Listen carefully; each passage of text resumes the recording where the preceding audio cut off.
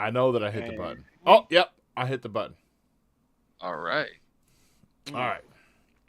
All right. Well, it is Thursday, and welcome everybody to another episode of Game Set Live, where the games matter and not the platforms you enjoy them on. All right. This has been a very healthy, very active week for topics, for news, and I'm excited. And why is Fabio above me on the side? Oh, because I'm I'm better than you. I'm gonna hand it over to the apparently this show's I know what it is. It's in alphabetical order. I'm gonna hand it over to the show's host, Fabio. Brother, how are you doing? We missed you last week. Congratulations on becoming a chemist. And what have you been playing, sir? Thank you so much, brother. Always glad to be here. So, what I've played was continuing my journey through Psychonauts 1 so I can continue to play and complete Psychonauts 2 because those are such great games. I also decided to play a little bit of Halo Infinite Co-op campaign as well as the multiplayer. Not just that, but a little bit of MCC because yeah, I do enjoy Halo quite a lot. And that's it for me. Don't you know, sir, that Halo is dead? Oh Nah. yeah. Oh yeah. I Don't Oh get me yeah. forgot started. I forgot about that. Like it's Killzone, right? Yeah, I forgot to mention I've been playing Oh, Killzone so this entire toxic. time. We'll talk about it later tonight. Oh yeah. Mr. Bushido, brother, how have you been, and what have you been playing, sir? Not too bad. One, I have a question for Fabio, and congratulations. And I've Thank been you so playing much. Octopath Traveler and a little bit of Evil Within 2.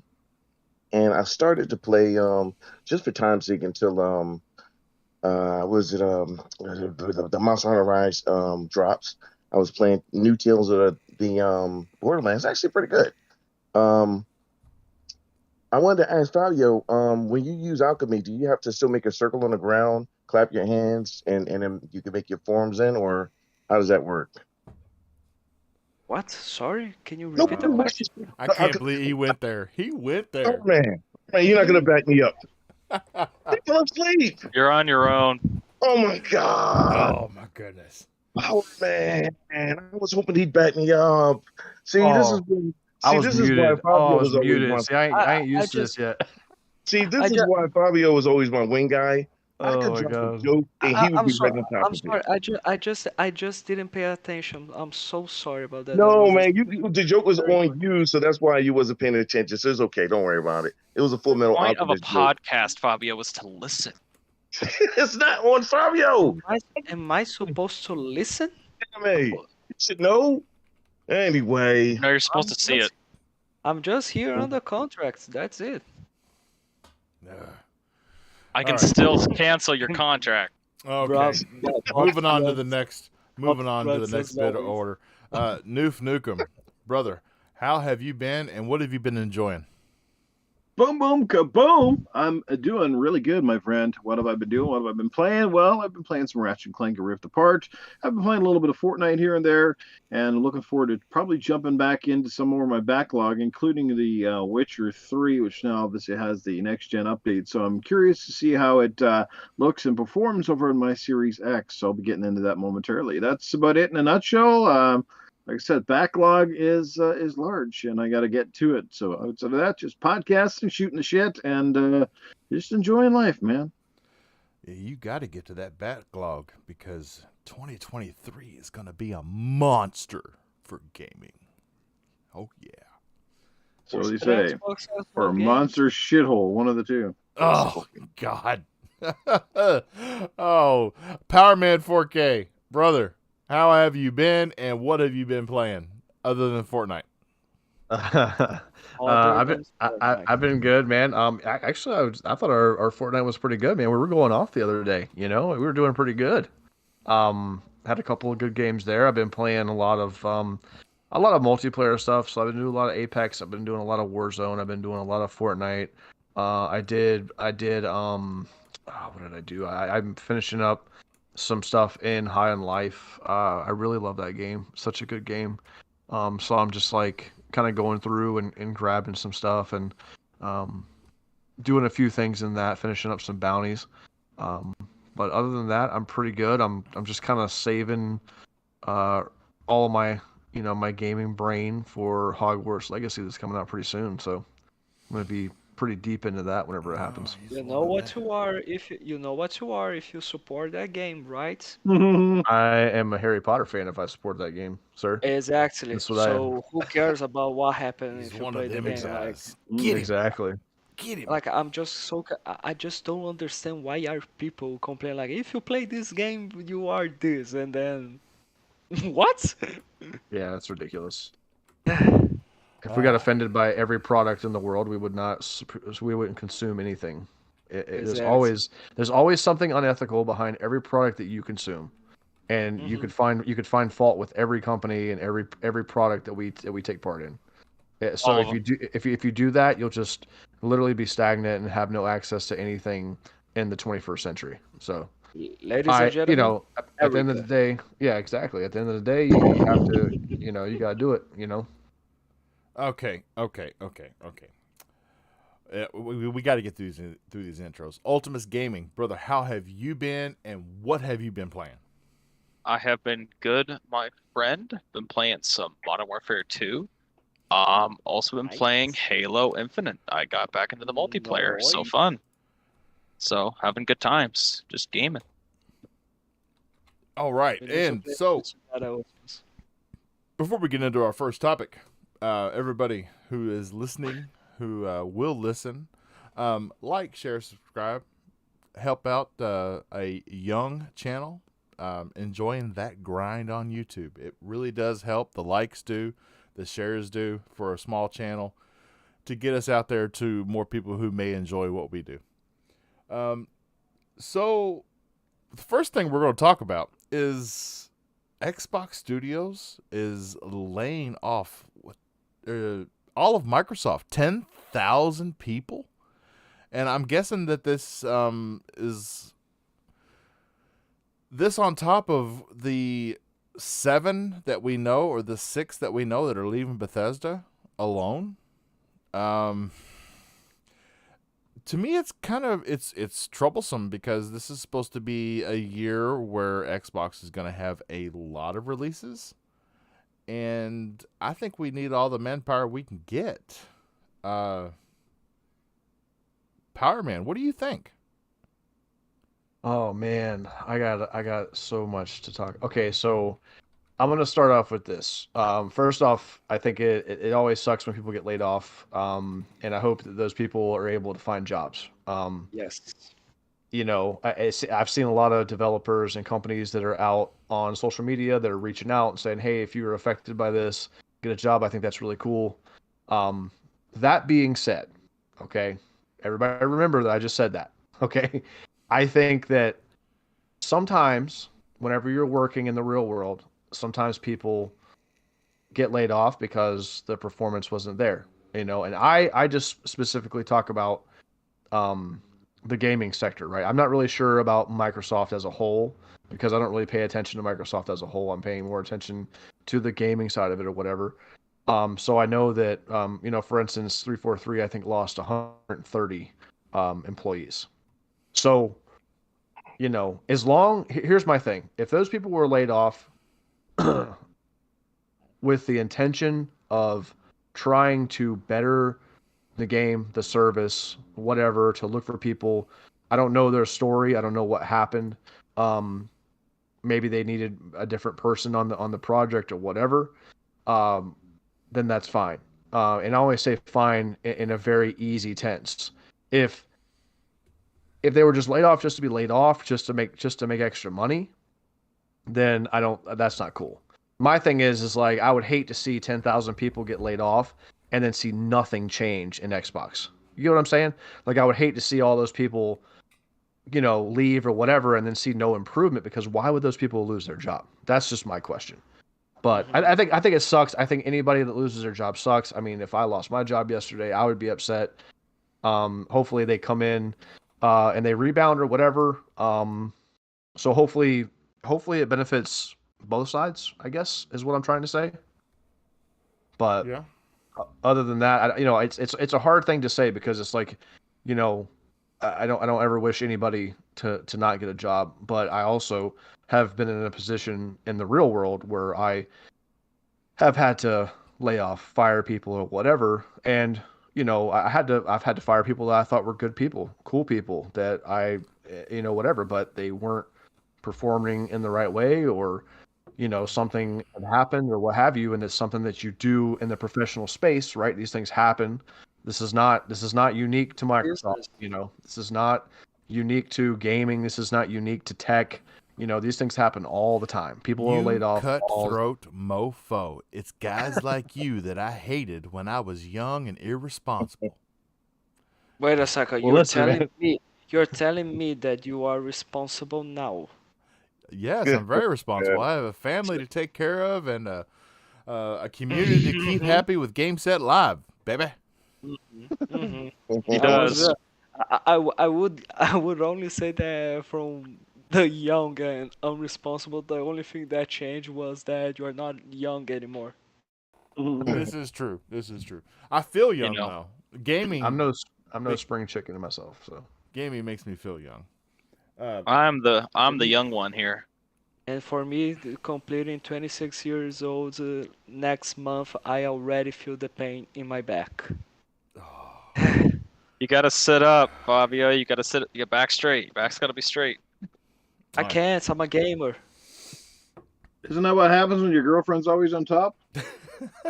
Jesus. It just hey, if it's a spring Don't mattress, say. you're good. If it's memory foam, it hurts. Here's the, It's not here's the fun. thing. Here's the thing. Here's the thing. Here's the thing. The worst part.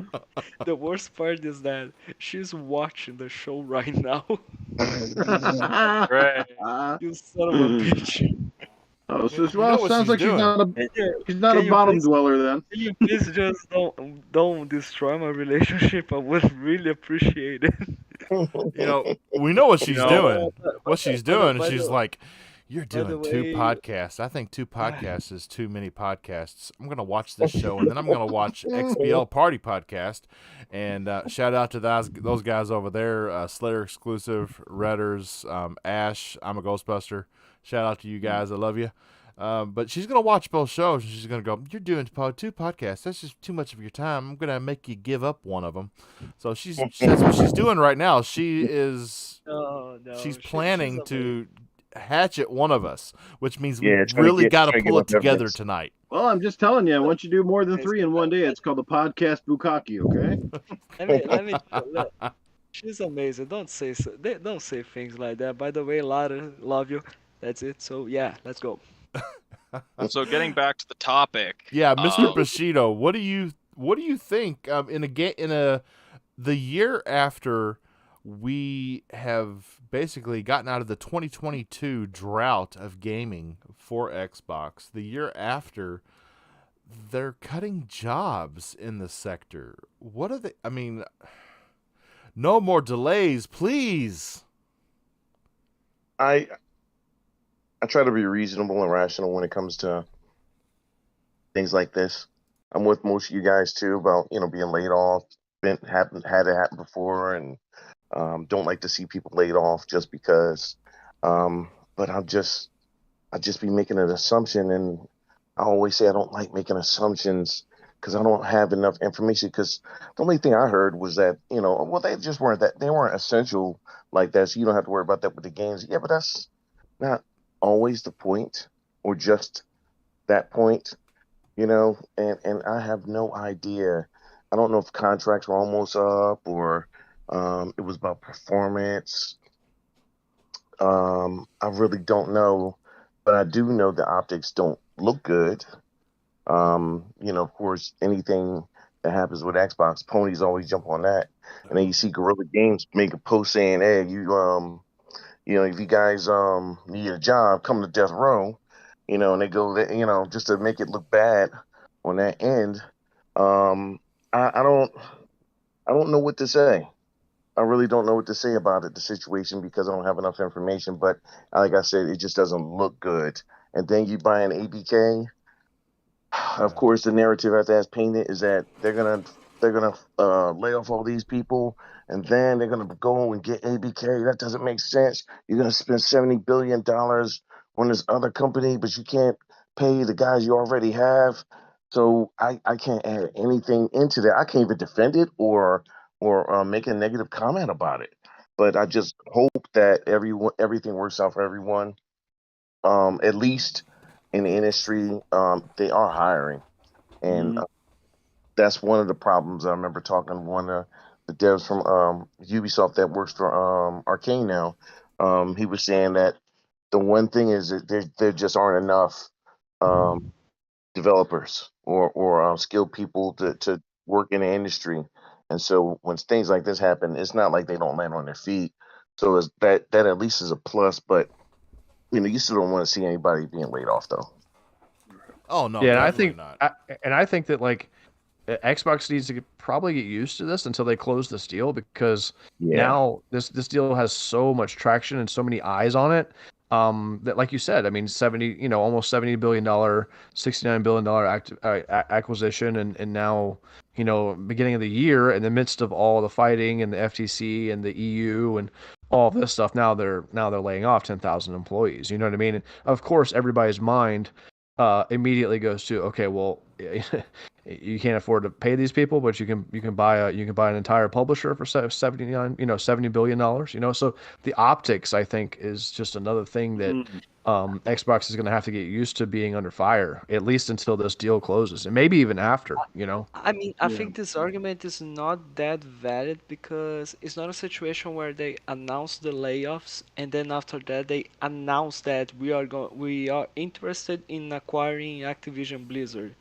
Like the deal was announced last year. It has been 1 year since we got that information.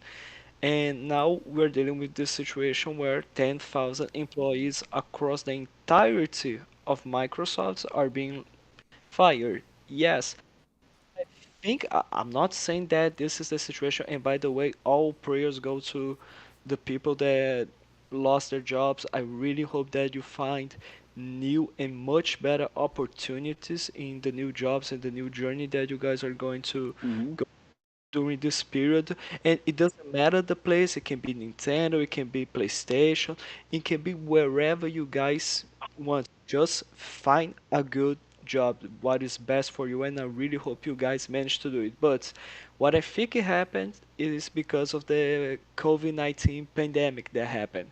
People were working, the studios were working in a remote states, and when you are working at home is not as productive as if you were working at your workstation normally, or it's not everyone that is able to actually end up giving a good quality work time when working remotely. It's not everyone that is able to do that. So Microsoft probably ended up hiring more people to help and assist in the production of what they wanted to do during this high period of the pandemic. And now, since the pandemic and the entire crisis diminished, yeah, now it's time that, okay, we got some extra bodies, we need to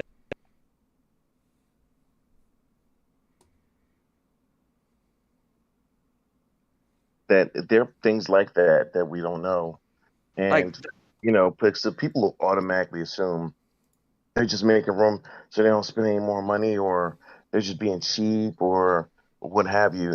But listen, I do understand it's about a business. A business still does have to operate at a certain budget, regardless of how much money you have.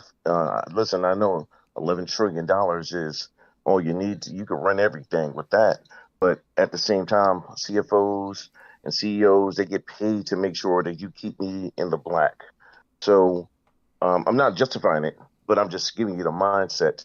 So I do know that that's another thing. But um, in this instance, there's so many moving wheels and so many factors behind it. That's exactly why I don't really talk about stuff like that or make comments on it.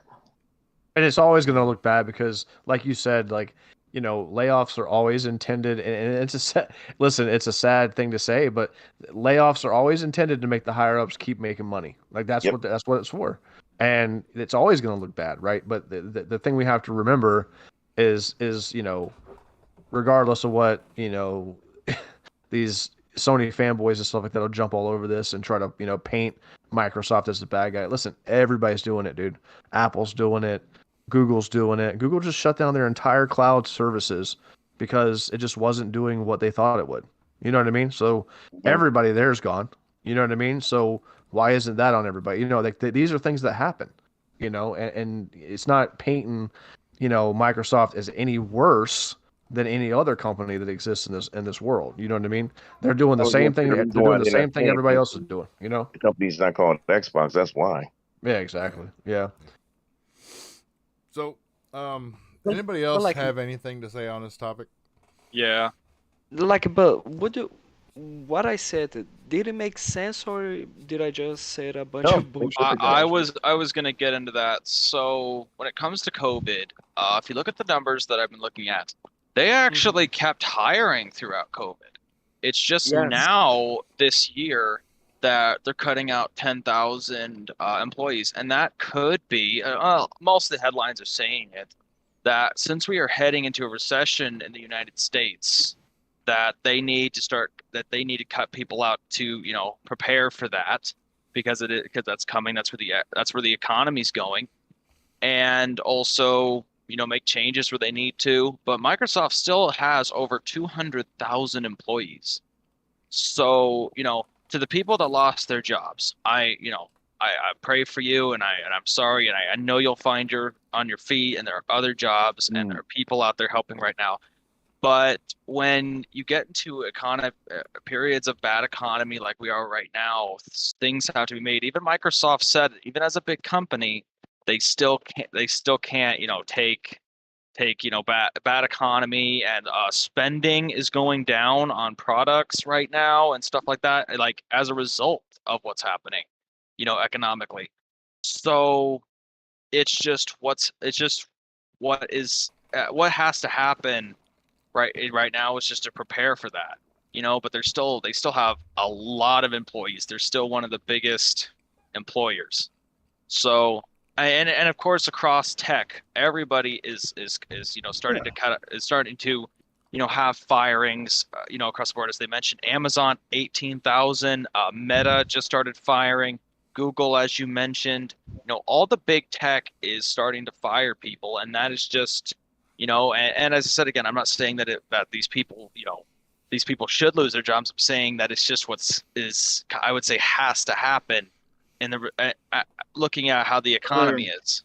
Every industry has to trim the fat. We don't have context here, right? But most of these big studios and these big games now hire a vast load of contractual employees. Most of them already know going in that they're not going to have stable employment over the course of their career. Some of them will go on to other studios. Some may be shuffled within studios, but it's no different than a movie or anything else. When they're making movies, they hire all these people that get they get laid off as soon as their work or their particular job on that project is done. Then they move on to something else. There's a lot of studios are not big enough to absolve all the workers. So it's common industry to see talent move to different studios and come over.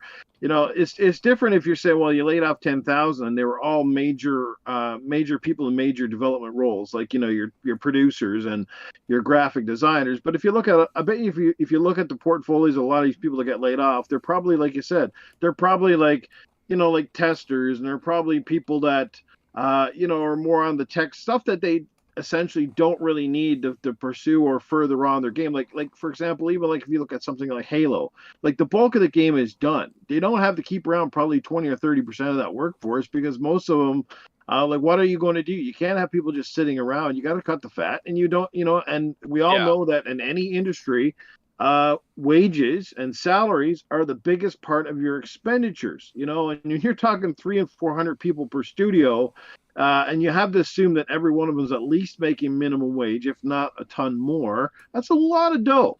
Yeah. And it's just part of the industry. But of course, because it's Xbox and because it's this, everybody wants to make a story out of it, and there really is no story. I guess the worst part of it is the timing looks bad with the ABK deal, because I'm sure people are saying, well, Microsoft is trying to get this, and what's going to happen now? What, they're just going to get all these studios and then lay everybody off and can everybody?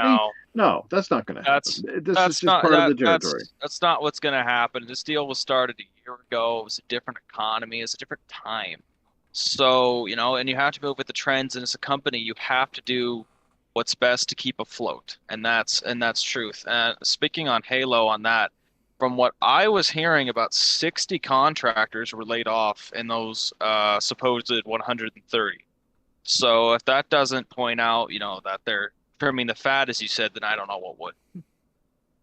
But now that you mentioned about Halo and we are talking about the layoffs, it's quite important for people to understand that above all else, those layoffs are not 10,000 layoffs on the Xbox division. This is not No, about the not at all. gaming division. This is across the entirety of Microsoft. It's across Okay? almost every single division.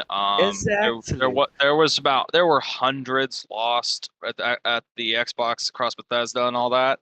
There were Exactly. hundreds lost, not And people- thousands. So and whoever's people- putting and up those people narratives is are- wrong. Yeah, people are loving to brag about saying that 10,000 Xbox employees were fired because of this. Don't get me wrong, there's a ton of people that from Xbox that also got fired and really hope they found a better and new job. Yes, of course. But come on guys, don't fuck this up for the love of God. And when it They're comes just pushing narratives. and when it comes to about Halo, We'll I just talk wa- about that as soon. so we are don't get we're far going into to it. talk. I thought it was still on this topic, but no worries. Let's go to the next one then. All right. Before we move on to the next topic, I just want a big shout out to Red Wolf in the chat. Denver, Infinite Umbra, stopping by.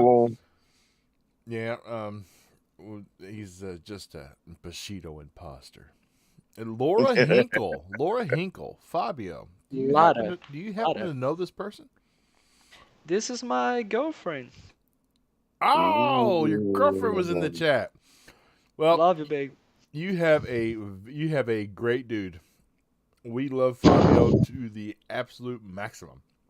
You're lying. No, I'm not lying. Denver, Truthfully, Macbound. we do. I know. Here's the thing. I know Bushido loves me. I don't know about you guys. Oh gosh. Hey, I wouldn't tease you as much as I do if I didn't. I know. I'm just kidding. I love you all as well. Hey, Jedi Knight Peter just dropping into the I love chat. you. How are I you love you doing, my all. Aussie brother? I Keep love my you all man. except two of you. So we're gonna get into the next topic. So apparently there was a game on Game Pass that cost $2,000, and the list price on Game Pass was $2,000, but it actually, if you bought it for $2,000, it actually only charged you it was either $5 or $20, but it was a big mix up, and the game was called Ball Race 2. And for about 18 hours yesterday, this game sat on with the price tag of $2,500. That's crazy. I mean, it's insane. Why didn't somebody just jump on top of that right away and say, "Whoa, whoa, whoa, whoa, whoa, whoa! You got to change it right now"? But they let it They go want to almost add all value day. to Game Pass. They want to add value. They got to Yeah. add a big game. And if it's that much, it has to be quality. Has to be. Yeah, it's perfect. It has every, down to every minute detail. It's perfect. Yeah. Okay, we lost Noof Dukin. There we go.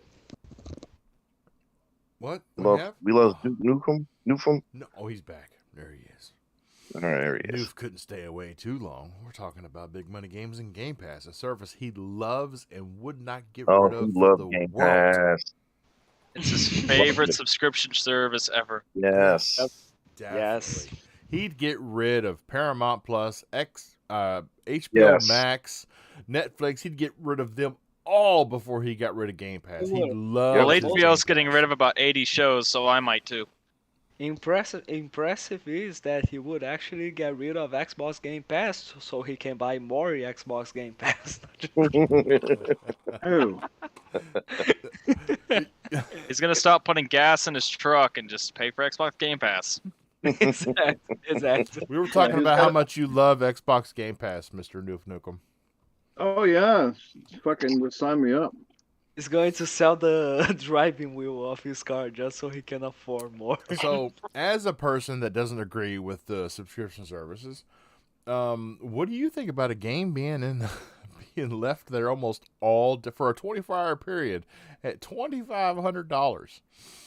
That is What a bargain! I that's want to meet the crazy. guy that bought it. What? That must have all the DLC and transactions including in, is it? I mean, what? It a has to have bargain. at least I 20 years horrible. worth of DLC. You know, Exactly. 4K, Ultra HD graphics. It has to be 8K. 8K. It's got to have the gamer grandma in it. It's got to have everything. I mean, if you think about it, somebody had to have bought it to know that it actually only charged them so much. Doesn't it come with a free bottle of Amaranth's bathwater too? I'd have probably, if it had come with a free bottle of 20-year Pappy, I'd have probably bought it because that's about the going price. At that point, I'd feel like I was getting a free game. But yeah, that's just, I just can't believe that some things would just be left. That was just a typo, though, wasn't it? Yes, it was a typo, and it was a typo only on the post. It didn't actually charge you that much money. It only charged you like $20. But Can you imagine some kid accidentally buys it on their fucking mother's credit card bill? Yeah, that would We be never hear pretty from that bad. kid again, trust me. I was getting ready to say that kid is missing right now. Oh, that's horrible. Goodness. Jesus. So, next topic, rolling on. Sunday night was the very first episode of The Last of Us. And we are going to give our own podcast review from each panelist on this show. Seriously, I'll have to It's not watch all it. it's a minute. Okay, All right, well, Fabio doesn't count. Fabio doesn't count. No worries, I can watch it. It's okay. It's alright. So, I'll start with myself. I watched it.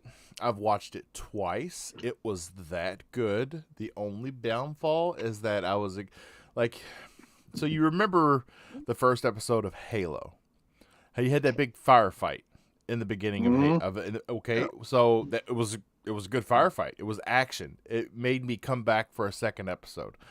Of course, there wasn't any more action to the 6th episode. Right. But the reason I'm coming back for another episode of The Last of Us is so that I can see the action, because there wasn't really much of it in the first episode.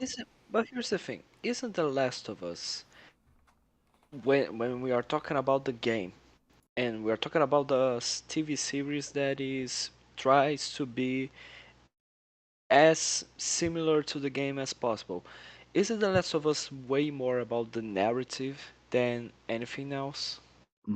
Isn't that the point And of a the television show? emotional- Yeah, but Yeah.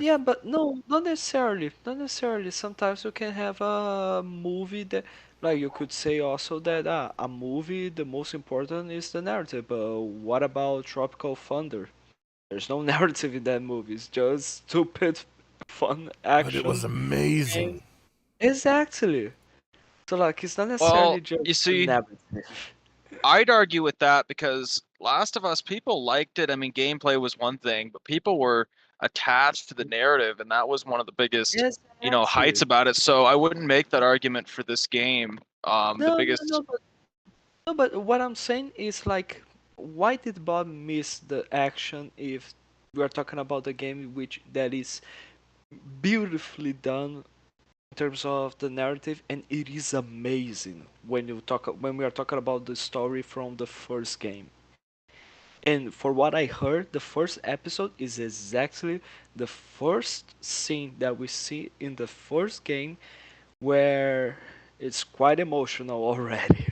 Yeah, so it's a little different. There's a bit more arc. that goes on. I'm not going to spoil anything, but there's a bit more Seriously? of an arc.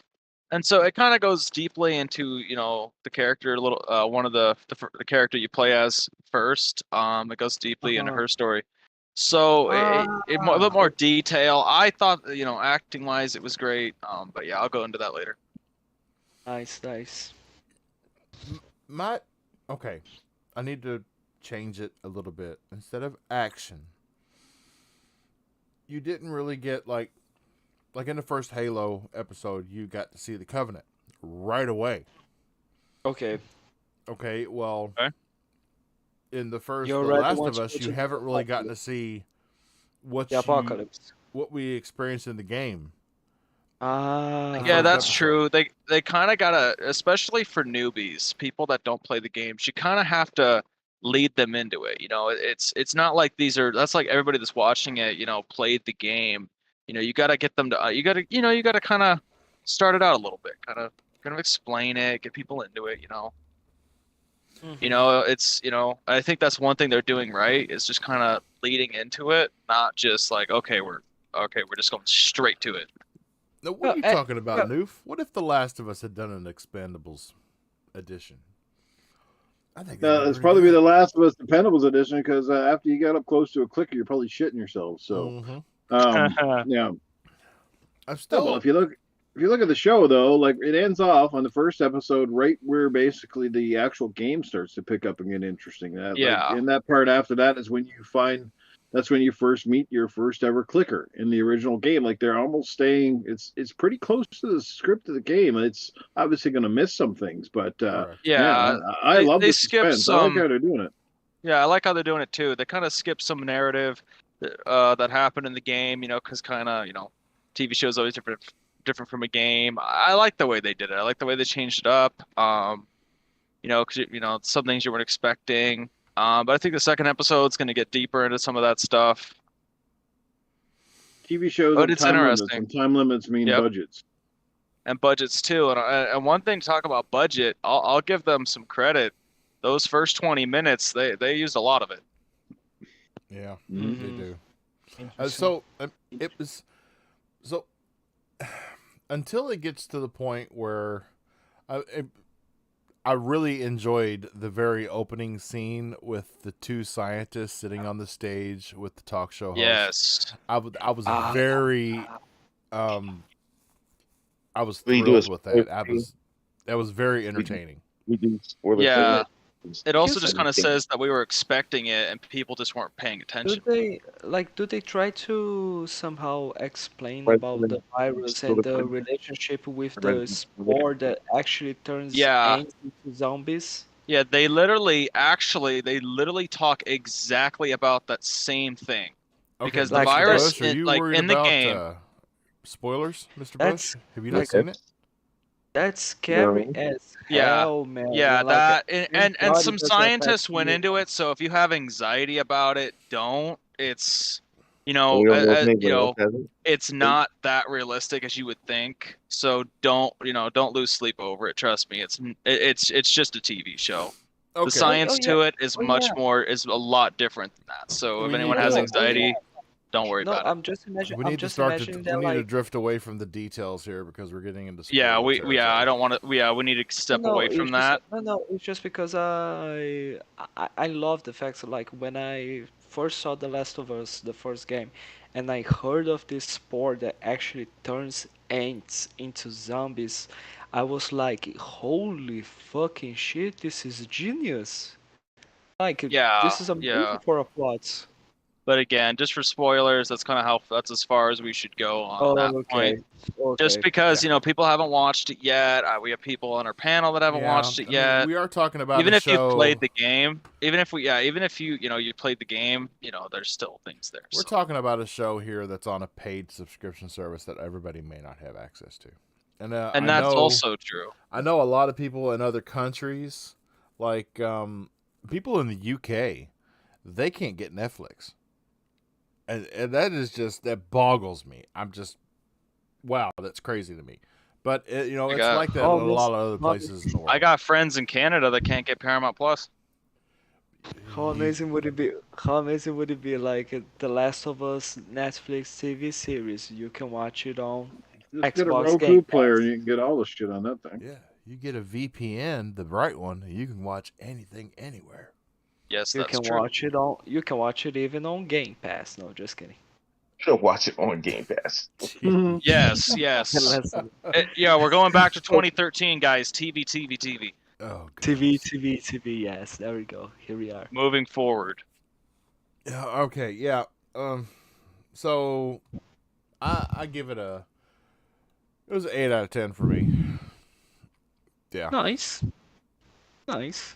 I'm now. Don't get me wrong. Yeah. I am greatly expecting the second episode to be a like 11 out of 10 because I can see where it's going, and I'm Oh pumped. yeah. But, Yeah. but like, since when does an 8 out of 10 it means that is something bad? Like, are we all like, either it's Well, a 10 out of 10 or you just hated that thing? Like, what the hell? It's either a banger or it doesn't count. Yes. Yeah. Even if you give it a 9, you would get ripped apart. Just a 9? Oh gosh. I'm just not. Uh, What do you alright. mean you give it a 10? A It should be a Metacritic of 12. an 89? Are you crazy? That's a 95 at least. It's got 4 boners out of 5. anyway, Oh, that was moving on to the next person for the review. well, I think Mr.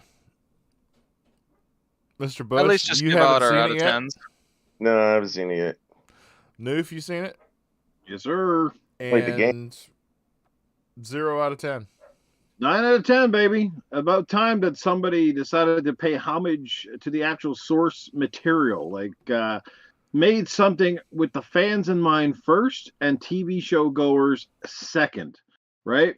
Honor your source material. And that might be largely due to the fact that Neil Druckmann is an executive producer or whatever the hell he is on this show, but he is sitting right there guiding this along step by step. And I feel that it was very accurate from the scenes, from the clothing, to even the way that some of the actors and actresses basically imitated or emulated the characters that you've seen in the game. I mean, that opening scene, I won't say any more about it, but the opening scene, man, definitely knocks it out of the park. You know, What was that they, screen? you know, I was I'm going to sorry. say, so is everything all right? Who just screen? Is everything Is okay? there something wrong? What? Just want to yell out. Someone's screen? Everything. Yeah, Yeah, we heard a scream. That Power Man? be all right. Yeah? Somebody on the bottom again. Yeah, Oh I'm good. gosh. Are you sure you didn't hear my dog barking? My dog was trying to kill something in the backyard. You sure you didn't Somebody hear made that? like a Wait a second. Whoa. no, I would usually just walk it off, but that sounded pretty passionate. I'm, Yeah, like it was like, yeah. I didn't give Like- anything away. I like- just said like- the opening scene emulates the game. So if you basically played the game, I'm sorry, you're already gonna know kind of where the opening yeah. scenes go. To be honest, if you played the game, you'll know. It's not What's the really thing spoiling that they it. still use in all the movies. They use it in Star Wars. The guy goes, ah! Nobody remembers that. They call it The Wilhelm scream. that's it. Wilhelm You know. scream. Yeah, there you But go. I'll just end off in saying that they emulated the game very well in a sense, and like I said, it's nice to see them pay homage to the actual source material, not try to change everything, not try to, like Halo did a lot of stuff right and then did a lot of stuff wrong, where they spent so much time trying to make this show adaptable or enjoyable by people that have no freaking idea about the actual game. Whereas I think this one basically it started there and said, like, you Yeah. know what, you're going to enjoy it even if you've never played the game, but if you love the game, you're really going to get into it because you're going to feel invested immediately. Yeah, it was one of those things to where like they're not going to try to do like something completely different. They're like the gamers went on the ride, you're going to go on it too. I Yes. think that's That's yeah. the You're perfect way to sum you're gonna go on the ride too. You're not getting out of it. So it was one of those things. I'm really interested to know Power Man 4K. Have you seen it? Yeah, I have. And with your honest opinion about it and give your 0 out of 10, what do you think? I've been thinking about this while you guys were talking, and I remember. You guys remember when the Marvel Cinematic Universe started popping up, and I remember one of the big things that was praised about was following source material, and I think that that's what this game is doing right here. I think they're changing up. Here's the thing, and I think that this goes without saying. Every aspect of a change in medium, right? When you're going from movies to games or games to movies or books to movies or whatever, they're not going to be able to nail every single thing, right? Like not everything is going to be like perfect, But I think Pedro does a good job. I'm kind of with Noob. I'm a little bit Bella still got to convince me that she's Ellie. I haven't seen enough of her to like oh yeah, that's definitely Ellie. But the show definitely has promise. It clearly put a lot of production value into it. The beginning scenes were done almost. They were doing comparisons on Twitter and showing like scene for scene, and how they nailed, especially the very beginning of the show, when all the crazy stuff starts happening. So yeah, I think that like I really hope that we start to see a little bit more of that. And the thing is, it's like I like it when people are that involved, when Neil Druckmann is like that involved, and they can actually like pump the brakes on somebody. Because here's the thing: these directors and these producers, they don't really care necessarily about the source material, right? Like a lot of times you'll get people that run into problems where they're like, oh, I want to put my vision of it, or this is my spin of what happened. And I saw a lot of that in Halo. I saw a lot of like somebody trying to like insert their version of what they Isn't thought that a big Halo reason was. why Henry Cavill got rid of left The Witcher? Because some people said it was scheduling disputes, but apparently he had issues with the way they were treating the book and the source material. The source material. And Henry's first off, he's a big gamer. Second off, he's a big nerd and he loves that stuff. So it definitely, as soon as I heard that Henry was bouncing out of The Witcher, I immediately was kind of like off put by it. Because he killed it. He did such a good job. That's still probably my favorite gaming show that's been put out so far. But The Last of Us was good. I give it a 8.5. I would say. I want to see how Bella Ramsey turns out as far as Ellie, because she's such an important part of it. And my guess is they're going to try to like space this out to where she kind of grows, with the show, so that like part 2 and everything can make sense, and all that stuff. But we'll see how again, it goes, as I said before, lead into it. But Pedro did great. But he does great. He's a Mandalorian, dude. You know what I mean? Like, Pedro. Right. Pedro's very talented. Yeah. He surprised me beyond everything else. He nailed Joel's voice. His voice was perfect. His mannerisms were perfect. Did you guys both know that Pedro Pascal and Bella Ramsey starred both together in Game of Thrones? Yeah. I don't remember if their characters were really together though. But I'm still rewatching, so. Pascal's character got killed off fairly early in Game of Thrones, so they were never together. But they were in the same series. Yeah, but they're both. I remember Bella. Both she was from previous HBO. The Bear Princess or something. Something like that. Something like that. I'm still rewatching. It's funny. I forget things. That you would mention that, Power Man, with Henry leaving The Witcher, and because he was such a devoted to the source material and the roots of that universe. I would feel I would be really worried. Because it's all but been confirmed that Batista will be Marcus Phoenix, and we know how much he loves Gears of War. Oh yeah, that's why I want him. If it came out that he was stepping away, I would go ahead and just bury the series before I even had a chance to watch it. I'd cancel my subscription. I'd be done. Like, and he's easily the best wrestler to actor I think I've seen. Like, because he's I mean, Dune. You got Dune. Blade Runner. Even those smaller roles that he was in. He did that Guardians. Hilarious in Guardians. Don't forget he was the Spectre. He did an excellent job in Bull, and everyone's like, "Oh, really?" And he was like, "Hey, I don't go anywhere without this." That's right. Yeah, that's right. I forgot about that part that fast. The movie. That was funny. Yeah. Oh, but yeah, I think it's going to be a really great series. And I'm really wondering how far they're going to take this. because really the source material, if they pace it right, they can probably get to. I mean, is because for those of you that haven't played The Last of Us, there are some key pivotal story points in that game where Ellie is captured or Joel is hurt and then she's having to survive on her own for a little while. I mean, there are some key story points they could stretch out. They could possibly get 3 or 4 seasons out of one game, depending on how they do it. Yeah, that's true. Yeah, and we'll see how that moves forward. That's not even going into The Last of Us 2. Right. Last of Us 2 was twice as big as the first game. Yeah. Of course, I'm afraid of season 2, but still.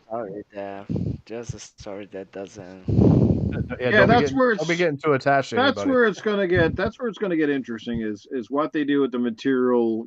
After they sort of catch up with the games per se.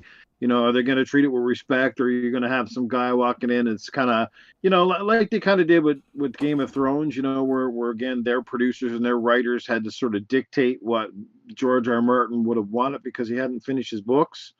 We all heard the uproar about how they ended that Game of Thrones series, right? So you gotta wonder how are they gonna treat The Last of Us if and when, and I highly suspect. I mean, this series is gonna get greenlit for several years. I mean, people just love these kind of shows anyway. These Walking Dead. Zombie sort of shows never seem to really get old. Much like the game genre, people just eat this shit up. So they're off to a great start so far. Let's see if they can keep it up. Oh yeah. Yeah, it's funny you should bring up Game of Thrones, because I remember. Oh, we should. Everybody was saying, "Well, winter is coming," and everybody's like, "What does that mean?" I'm like. R. Martin doesn't even know that yet. We're getting there. Oh yeah. Actually, winter's coming. All he meant was you kill the Night's King and it's all done. It's summer again. So the next topic, I did want to give a shout out to Boba Fett Gaming hopping in the chat, and of course everyone else, Thember, Macbound.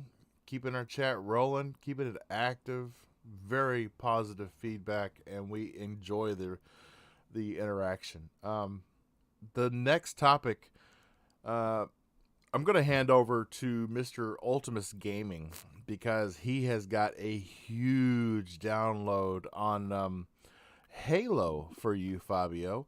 But before we get into that, I just wanted to state that yes, I realize this game is about a year old now, maybe a little over a year old. Prodeus, I think is the way you say it. The gameplay that you see, well, Bob just found it, and Bob wouldn't have found it if there hadn't been a quest on Game Pass to play this game for 25 points. And I started playing it, and I could not stop playing it because it did remind me of those good old days and those run and gun shooters that it was all about action and not about the things that mattered was what it was about, and the little bit of look that it does have is just cherry on the top. But I love this game. I thought it was great. I love how they actually did the art style. Like I said, it's kind of a blend of old and new. It's got that great feel, and they knocked this one out of the park. It's a great game to pick up and play on Game Pass. And I tell you, I was really shocked the first time I massacred a whole room of enemies, and there was blood that literally you could hear it dripping, and you could hear it and see it dripping off of the ceilings. That it wasn't there before, and I'm like, wow, that's a nice touch of new. That is sweet. And it does. If you haven't checked it out, it's on Game Pass right now. It's Prodeus, spelled Prodeus. It's pretty sweet. But Mr. Ultimus Gaming, I'm going to clear the stage here so you can break Fabio's heart about Halo. And then I'm going to run out of the room to avoid his reaction. Go for it. Well, there's a lot going on, so I'm going to start with the beginning. So we already know about the firings, about 130 people around there That's according to Tim Dog, got fired. He said that in a tweet earlier, I believe. And so that's part of a bunch of things happening at 343. So let's talk about it firstly. 343 is now going to be focusing away from narrative and focusing on the multiplayer. That is going to be their sole focus right now.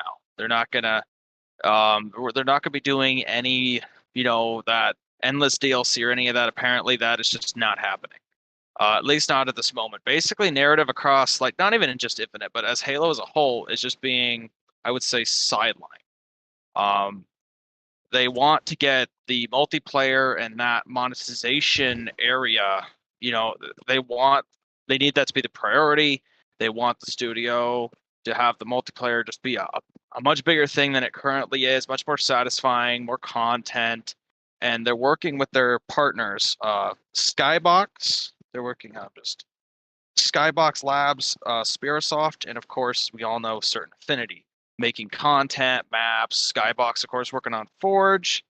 Spirasoft working on maps, and we have Certain Affinity working on elements and modes, like possibly that battle royale, like we've talked about previously. People have talked about previously.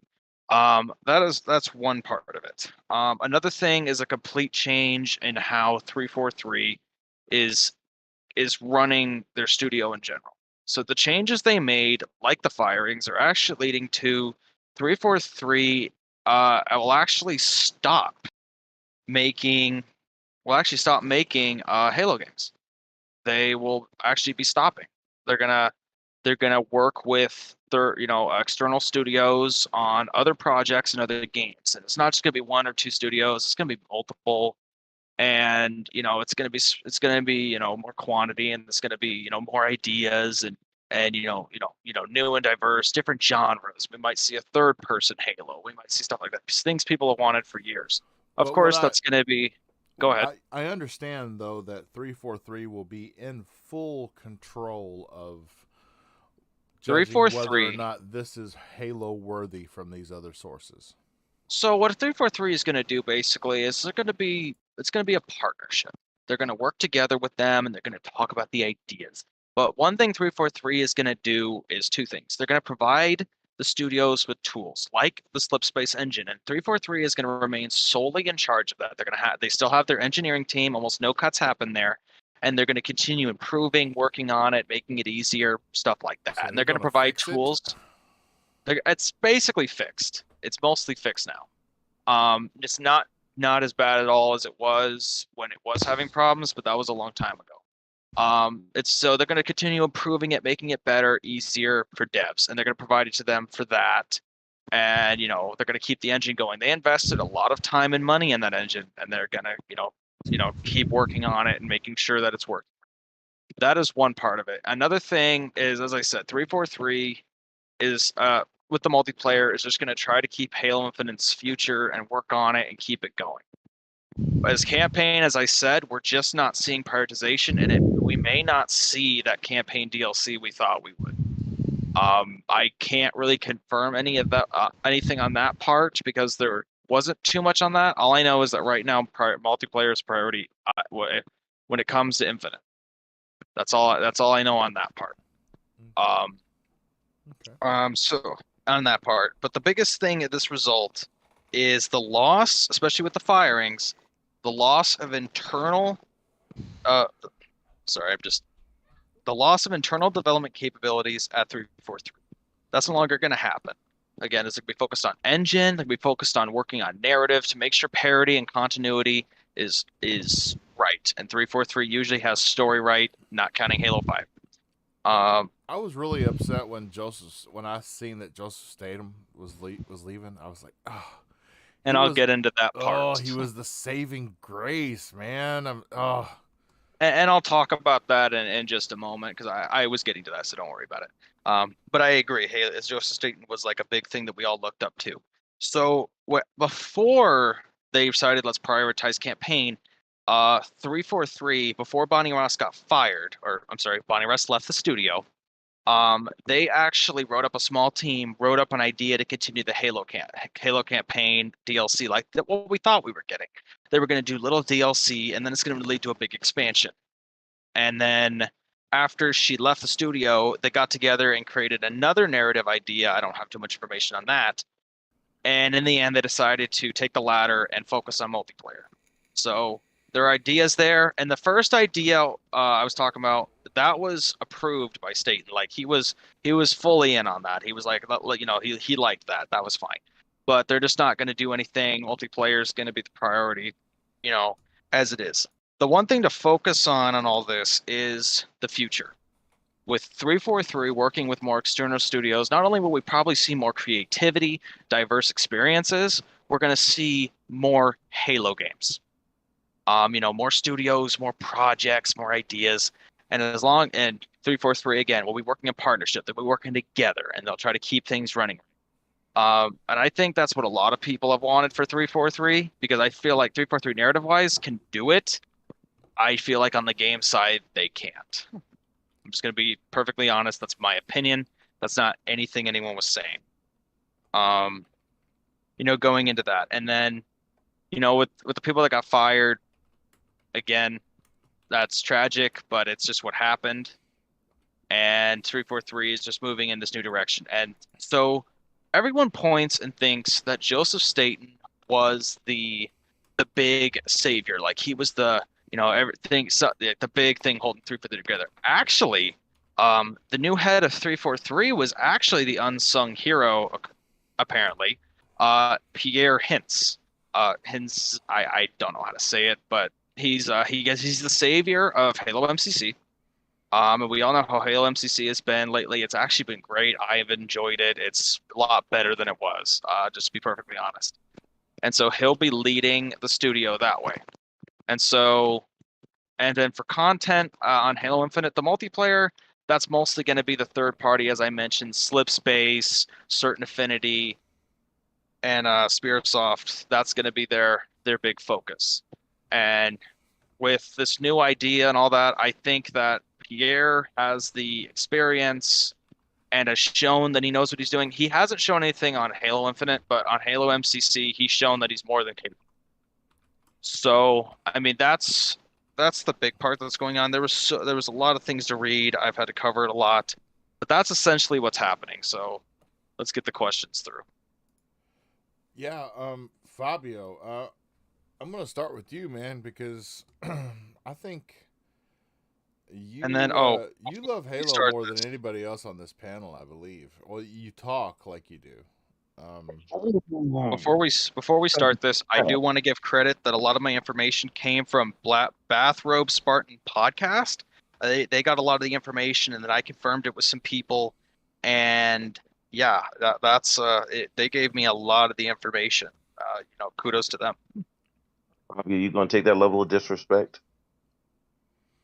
What level of disrespect? There was no I don't know, man. disrespect there. It sounded like you took a little jab, when a little jabby, but Well, in the past, whenever we have so-called ganged up on Halo, Fabio has always been there to its defense, and so. And I want to hear what he has to ask. I believe I want to see what he doesn't play. He takes Halo personal, and so I value his honest opinion about this move. I bet. I just love the shit. I bet he doesn't even play the Halo. Who? I haven't played. Anyway, Anyway, I want to hear the questions, and I want to hear what everybody thinks. My first question is, okay, what is Halo? No, just kidding. Oh God. What is the game that we're talking about? No, just kidding. Anyway, but like, here's the thing. I don't have necessarily any questions. I just have some comments or whatever you want to say. Comments when it comes to this part. Here's the thing.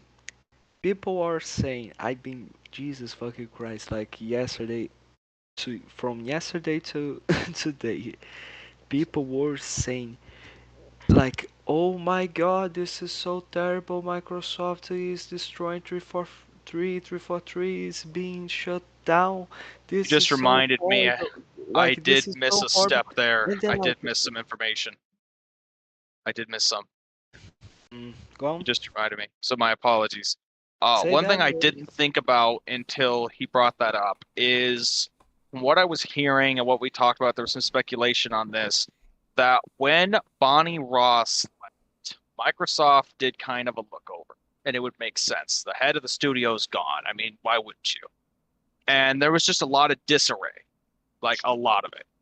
And they not only are they putting their hope in Pierre, they really are they gotta fix this, because let's be honest, with Halo Infinite, although it was fun, it didn't meet expectations financially in any single way. It really did not. The monetization wasn't there. So I think that one part of the firings, and this is just speculation, was You mean they didn't sell enough cat ears?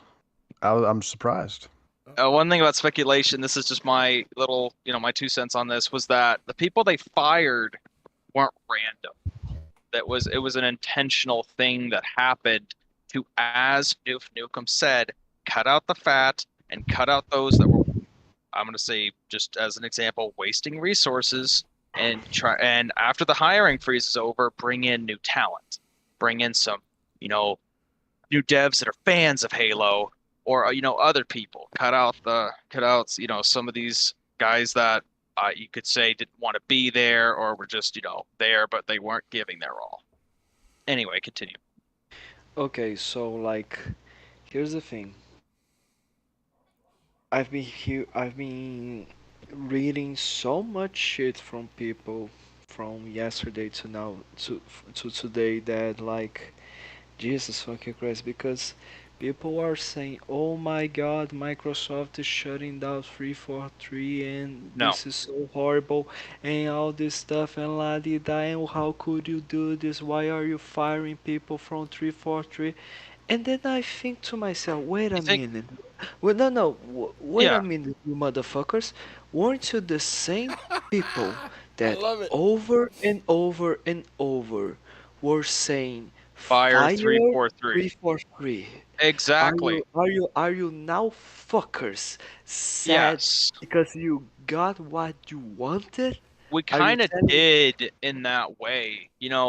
We Here's all the thing. I knew. didn't say Go ahead. Fire 343. I didn't say. I never said Fire 343. I never said, and I also never said that I did. 343 is fine and that it needs to. You just need to believe in it. No, I never said that. I just think that to say that shut down the entire studio, give the IP to any other stuff. No, No. because there's a lot of people there that are that were also part of Bungie that work there.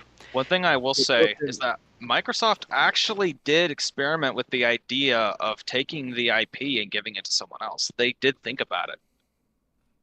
Yeah, but when it comes to, but then are you really going to shut down Yeah. the biggest studio that they have? No, and that's why they didn't do it.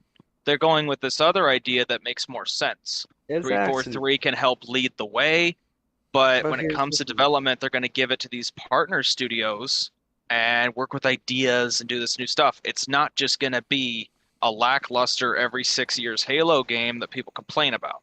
Let's just But be here's honest. the thing. But here's the thing. Again, Okay. so we heard from the same motherfuckers, Fire 343, all the time.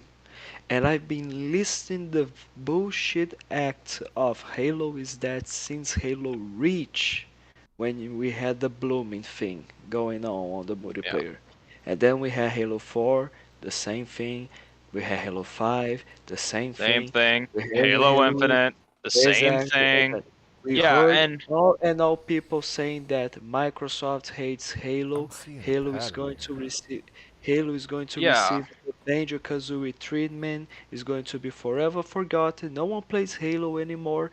And look what we have. and to think Like, about that, Microsoft making these changes not only made sense. One, we have people saying that. I mean, that's 100% there. People are saying that. We had the Fire Exactly. 343. We had that. So changes are being made. I And I just think these changes are going to create a bright future for Halo. I just want to But point out, changes had to be made. 343 could not stay the way it was. It was on death row. like, I need to say, here's the thing. Here's the thing that is very important to say. Like, 130 people got fired at 343, right? Sources Yes. say something like that. Sources say yes. Okay, fair enough. Didn't 343 lose their leadership and change to a new one? What's the results when you change leadership? You You make change the changes culture to your and developers. you clean up the house, You right? clean it, you change things. And that's So another thing. so what's the Pierre big has surprise? experience. Pierre has So I'm sorry. experience with Halo Exactly. CE. And Exactly. again, changes needed to be made. And so that's another thing. I do believe truly that it wasn't just the recession of why these people were fired. I truly don't. I truly do not believe that was the only reason. You know, So like, Halo has not been, I would say, on the top for a long time. And I would say under 343 until Halo Infinite, it wasn't being treated that well. And then on Halo Infinite, it didn't get enough time. They weren't getting DLC out. They weren't even getting Forge out on time. And Forge it's should have because launched with the game. it's So all if you because see that correlation, it's all because of that game director. I think his name was Chris Lee. That prick that just destroyed the developments and just lied a lot. But like, here's the thing. Yes, you change the leadership. There's a new culture. There's clean. You need to clean up the house. What's the surprise there? Of course, there's going to be some layoffs, guys. I'm sorry. I'm yeah, sorry. From the bottom of my heart, if you were one of the developers that got yeah, fired, again, we get it. I really We hope, feel that they have families, and we feel that exactly. truthfully. But And you change are has to happen. exactly, and like I know you are talented enough to get a better job. I know that there's A a lot of guy these that devs will find other jobs, I guarantee you. there's a developer that got fired and that decided to make a post saying that due to poor leadership and incompetent leadership, not just at 343 but also on Microsoft's You also this notice and that that. same Like, correlation. here's These the thing. same people are now attacking them for bad leadership, Like, and even here's though the they thing. just came in and made sweeping changes. And here's the thing. And here's the thing. Here's the thing. That might be true. That might not be true. But Again, some of it's speculation, but what I'm saying is, but there's a correlation. but what I'm saying is a guy that is pissed off because he got fired, and that's pretty normal to me. Actually, that doesn't mean that it's the end. It means that Halo Infinite is a trash game since the beginning because I enjoy Halo Infinite quite a lot. Like, okay, so when it comes to the content that is going to be released, and when it comes to the things saying that Halo is dead and we're not going to be seeing a new game anytime soon or something like that, or a story-driven game, I don't think that's true. And not necessarily I don't think that's true, is that all the Look, stuff that they are working with external studios and Joe Stanley is not there anymore and this and that, those are the sources. I prefer much more to hear that from 343. okay. When they tell me that, when they confirm me that, I'll be okay, nice, that's it, Can, okay, that's like, can I but can I tell you the biggest problem with Halo?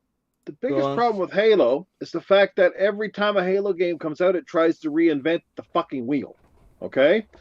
So they try to be everything to everybody, but they fail again. It's about staying true to your source material. And I'm going to make a great point. You notice the correlation between Call of Duties, okay? They might change graphically, they may change the settings, but the games have always retained the same control schemes, the same layouts, and I virtually play the same every game.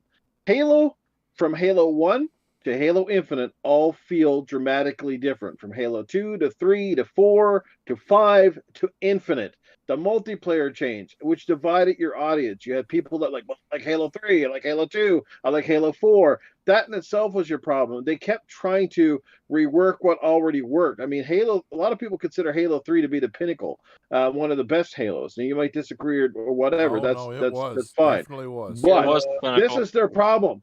Why do you need to change? And this is where I have problems with almost every successful multiplayer game. Okay, Halo was the juggernaut. Okay, Halo was the biggest shooter on the planet prior to Call of Duty sort of taking its crown. Okay, but what happened was the reason Call of Duty stayed relevant because they hired different studios to keep making Call of Duties all the time. And it's like an actor, out of sight, out of mind. If you're not constantly making stuff, you get forgotten, you get left behind real quick. See, That's true, and they're not staying I'm one of relevant. those guys.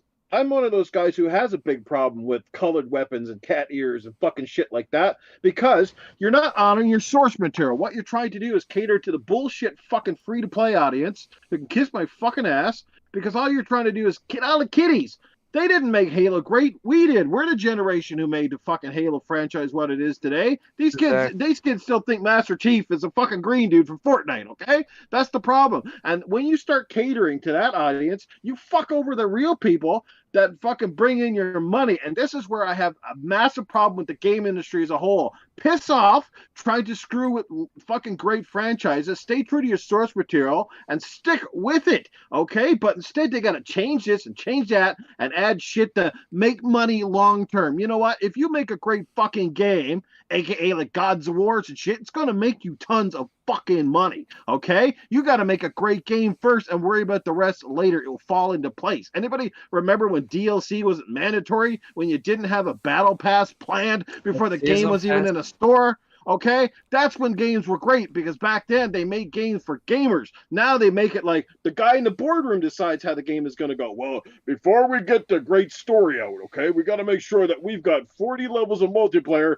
and we've got to figure out a way to keep players invested month in and month out. Okay, you know what you do with that? You make a new IP. You make a new IP and you can add all the pink weapons and fucking cat ears and fucking dildo guns you want. I don't care. We'll make a new IP, but don't mess with the shit that already worked.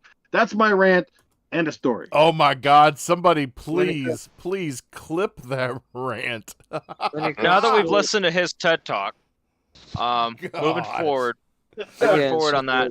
So he makes a great point there, and I'll give I'll give Halo Infinite a little credit for Halo. Since Halo 3, Halo Infinite was the game that was able to balance out pretty much everything that people like. Some people like the running. Some people like not running. They fixed that. They put in both running and you go around just the same speed, just doing it the old way. You didn't have to have the sprint or anything. You just moved your stick forward. And it worked. And people like that. I even like that part too. It's actually really nice. They added stuff in like that. But one thing I agree with him on that I am going to start ranting myself on is at Halo Infinite, they kind of added more simplicity. They didn't add all the stupid extra stuff that Halo 5 had. And he's right. You know, there's just they keep reinventing the wheel on that. And it is ridiculous. Yeah. It really is. They found a perfect mix. And I will give 343 all the credit for that. But it took them 2 games, one good-ish game and one horrible game to get there. They should have done it from the 4. Whoa. Calm down. Halo 4, great story, bad multiplayer. Halo 5, bad That's why I story. said good-ish, because Halo 4 had a pretty good story. But if anybody played that, you know that the Protheans, whatever. Protheans. Yeah, the Protheans. Everybody remembers how annoying they were. They were god-awful annoying in that campaign. They were. Look, I got to be honest with you. Yeah, I know that I'm KY Bob. like you guys know that I'm KY Bob, but right now I feel like Shang Tsung in Mortal Kombat. I just want to say, finish him. But to end that part of the rant, because Nuke fired it up in me, Halo Infinite is making a lot of change. They're making not Halo as a whole. There's going to be a lot of changes. And I'm excited because we're probably going to see new stories and not only just new stories, but new types of games, and there's going to be more creativity. But here's the thing: if the problem is because you are not following the source material where it started, That's another thing I could get into. Then why are we so? Then why should we be excited? Like, there's a Halo. Okay. Well, there's a couple of different things that I'll address there. Halo game. That's not following the source Well, material. if you remember back in the Bungie days, there were a bunch of people doing some projects. Hey, Nihilus. I don't know if it's your headset or not, but we don't really talk over each other, and I don't think you hear when he's speaking. So, keep a sharp ear out for that because he was still speaking. Robin? No. I don't think Nihilus can hear. So when Fabio was speaking, he was still going, and I don't think he noticed it. So I had to just bring it to his attention. That's all. Yeah. Of course. Oh, okay. I No, was no, gonna no, bring no, it up, but Mr. Bush he beat me to it. no, but there's no worries. I'm not mad or sad or upset. We are Yes. just talking normally. Well, It's all good. Yeah, let's just take also the with show these for example, headphones right? on, I'm a little deaf. So So Yeah, I could tell. Yeah, I could tell. just take the show. Just take the show for one quick example. I know they're a little bit different, right? But okay, so you went from showing Master Chief's face, and okay, I get that you show his face and you have your reason behind it, and I kind of live with it. It's like whatever. Okay, we see his face, but then you went from seeing his face to seeing his face every episode, and you saw his face a lot more than you saw him with the helmet on. And then it got to the point where hell, they're even seeing his asshole now. I mean, you know what I mean? It was like, what are you doing? And I feel like we're almost at the point with the games now where you just kind of go, what are you doing? And who do you Yes. make this shit for anymore? Like, I don't know, man. It just boggles my mind. Yeah. To throw out a great angle of perspective, there are a lot of people that are bashing God of War Ragnarok because it borrows so much from the first game, but the first game was amazing. You can borrow all you want from it. You didn't they didn't go out and reinvent the wheel and make it a first-person shooter instead of an over-the-shoulder and do this and they do that. They kept it great, and guess what? It was nominated for almost every award because it was a great game. To me, when it comes to that part of reinventing the wheel, I think it's different than evolving the series and adding more stuff so the game feels new. Like Halo, why do we love Halo 1, Halo 2, and Halo 3? They are all the Because same. Bungie made them. And okay. Yeah, that too. That's why we love them, bro. Like here's the thing, dude. I just real quick. I just fan of either though. They had a few misses. they may have, but Halo They 1 through have. 3 will always be regarded as the GOATs. And in my opinion, and this is just me, and this is the stuff that I've been listening to and paying back. As of right now, as it stands, I think that Xbox needs to do some serious PR and have a conversation about what's going on at 343. And if they don't, it just kills any confidence that I have in what's going on with Halo as a franchise. It feels to me like they don't really, like, they went in and they started doing things and didn't really know like where it was going to land. You know, now we've got multiple studios going and doing story, and now we've got 343 is focusing on this, but also overseeing that. They weren't even handling the stuff inside of the company, inside of 343. Now they're overseeing other people. I don't know. I'm not buying that. They need to put their head down and get to work. And just be quiet. Either be quiet or say, listen, this is why we did this. Yeah. This is what's coming. But now things are canceled. Now we're not getting any story. Like I can't be excited for Halo right now. I can address that. And do you guys know another publisher who's really guilty of basically doing the same shit right now, and they're complaining about it, that their numbers are out? Ubisoft. Yeah, same shit. They're doing the same thing. I said on a tweet. I said on a tweet the other night. I said that Ubisoft basically oversaturated the market with 1 billion Assassin's Creed games to the point where people didn't really even care about the game. It got that bad. Yeah. Then they killed Splinter Cell, a game which actively asked for how many times now? We did, the fact we didn't even see a Splinter Cell game in the Xbox One generation speaks volumes. One of the biggest franchises they've ever had, and they didn't make one game an entire generation, okay? So right there. Then they took all these games and started making them service-based games. Like The Division should have been a massive, like, oh my God kind of game. Yeah, and it does have a pretty good following.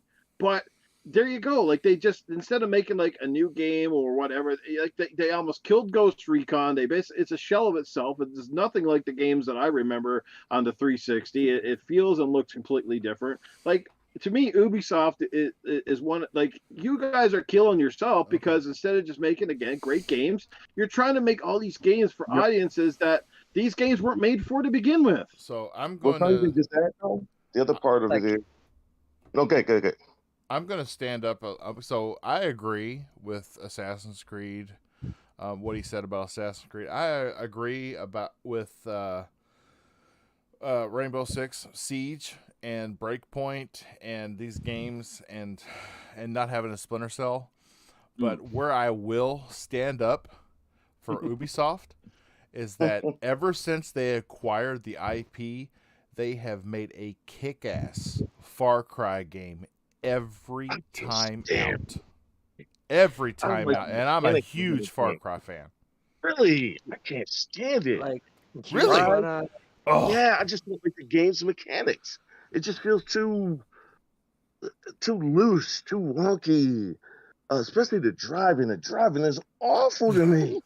I just can't stand the game. I've tried so many times. It just doesn't. It just hasn't. Yeah, I'm trying, man. you know, Listen, Bobby. I'm trying, man. I I know, really am. dude. I welcome it. You know, if I wanted a Yeah. podcast that had everybody that agreed with everything and looked at this, I would. It would have been real easy to put together. But I have assembled this great group of co-hosts with myself, who we all have very passionate and varying views on these topics, and it makes for very provocative conversations that I hope our chat and our here's viewers love. here's the thing that I need to say when it comes to this part of like make reinventing the wheel, in my opinion, is like you need to. Why do we love Halo 1, 2, and 3? No, it's not just because it was made for Bungie, and yeah, but like it is important to. It is always important that a game, especially a sequel, like it is important for a game to be established and a sequel to be based on that first game, but improves Yeah. itself. A sequel comes in, it proves itself. Another one as well. And so goes and goes and goes, and that's the wheel that we have. Okay, fair enough. Halo 1, 2, and 3, yes, they are quite different from each other. But they are basic.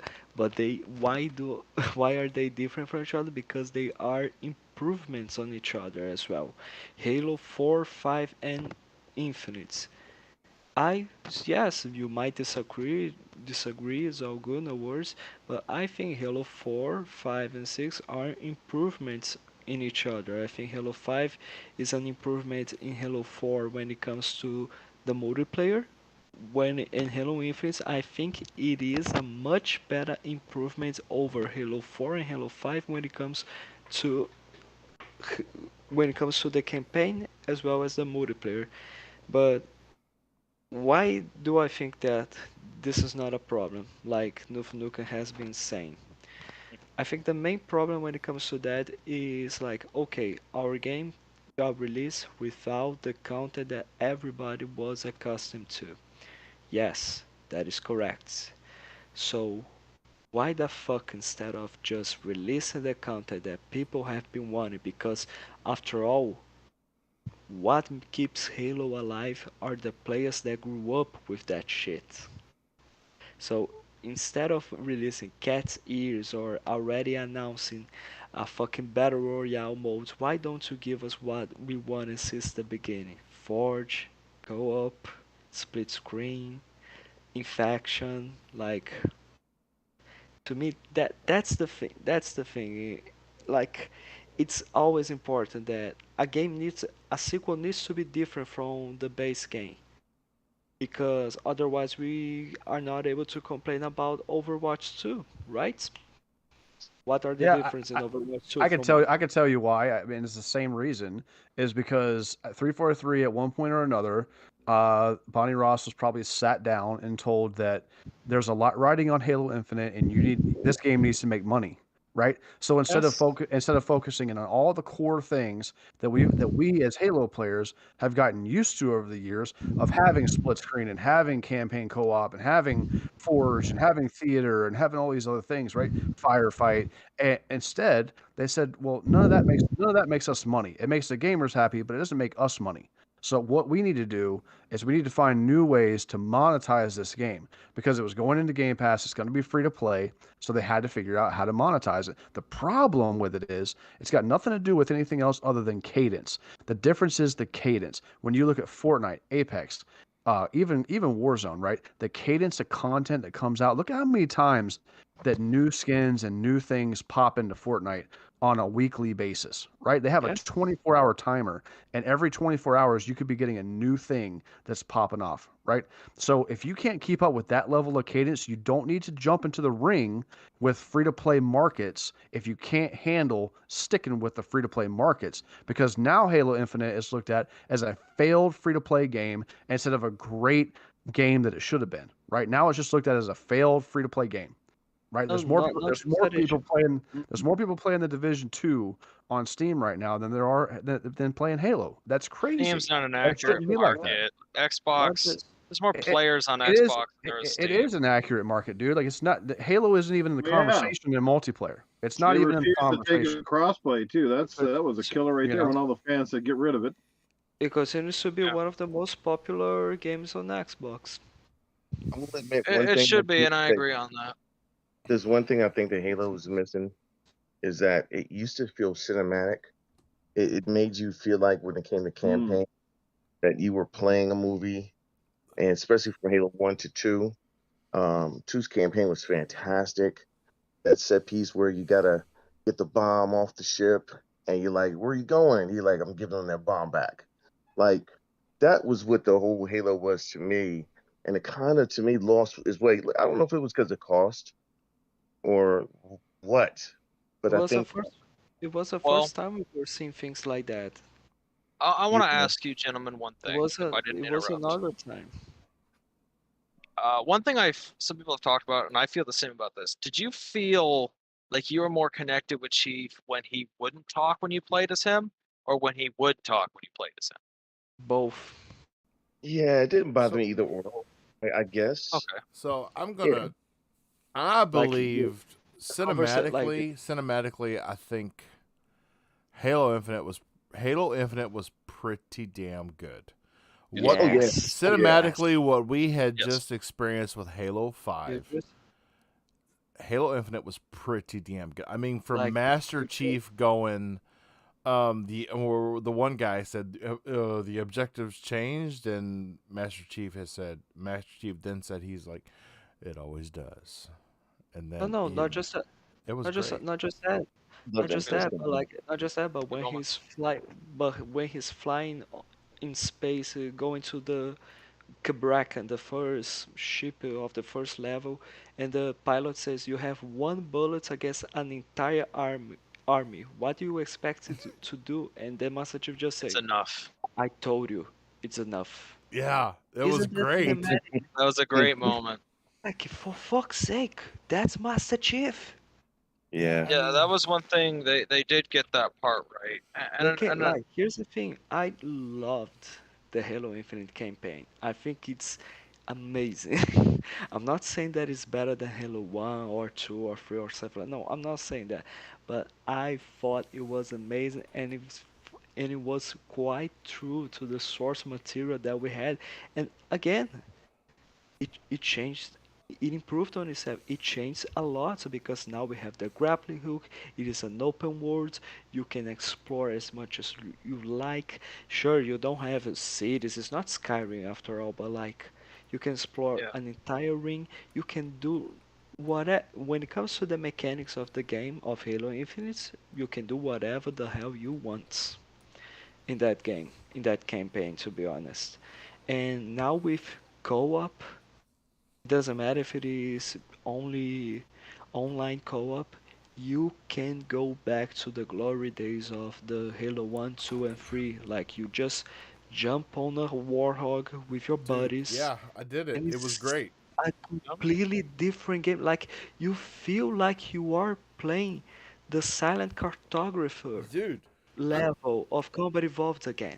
Dude, I'm I have a- seriously. I took a time capsule back to Halo 3, and me, the wife, and my brother-in-law were playing Halo Infinite on Legendary, doing that classic thing where, well, who's going to be the respawn point this time? And one of us Yes. would sit so far back in the battlefield while the other two went up and got their ass kicked for an hour. It was epic. It was a loving nostalgia that I wouldn't trade for anything else. And It here's was the there. thing, the cycle continues with every single Halo that we had since Halo Reach. remember that meme? That little meme of the guy saying, "This game is trash, it destroyed the franchise," and then the next year comes and then here's the next game, and it wasn't so bad. It had some nice ideas, and then the next one, this game was great. It was the pinnacle of the franchise, and then he repeated with every one of them. You remember that meme?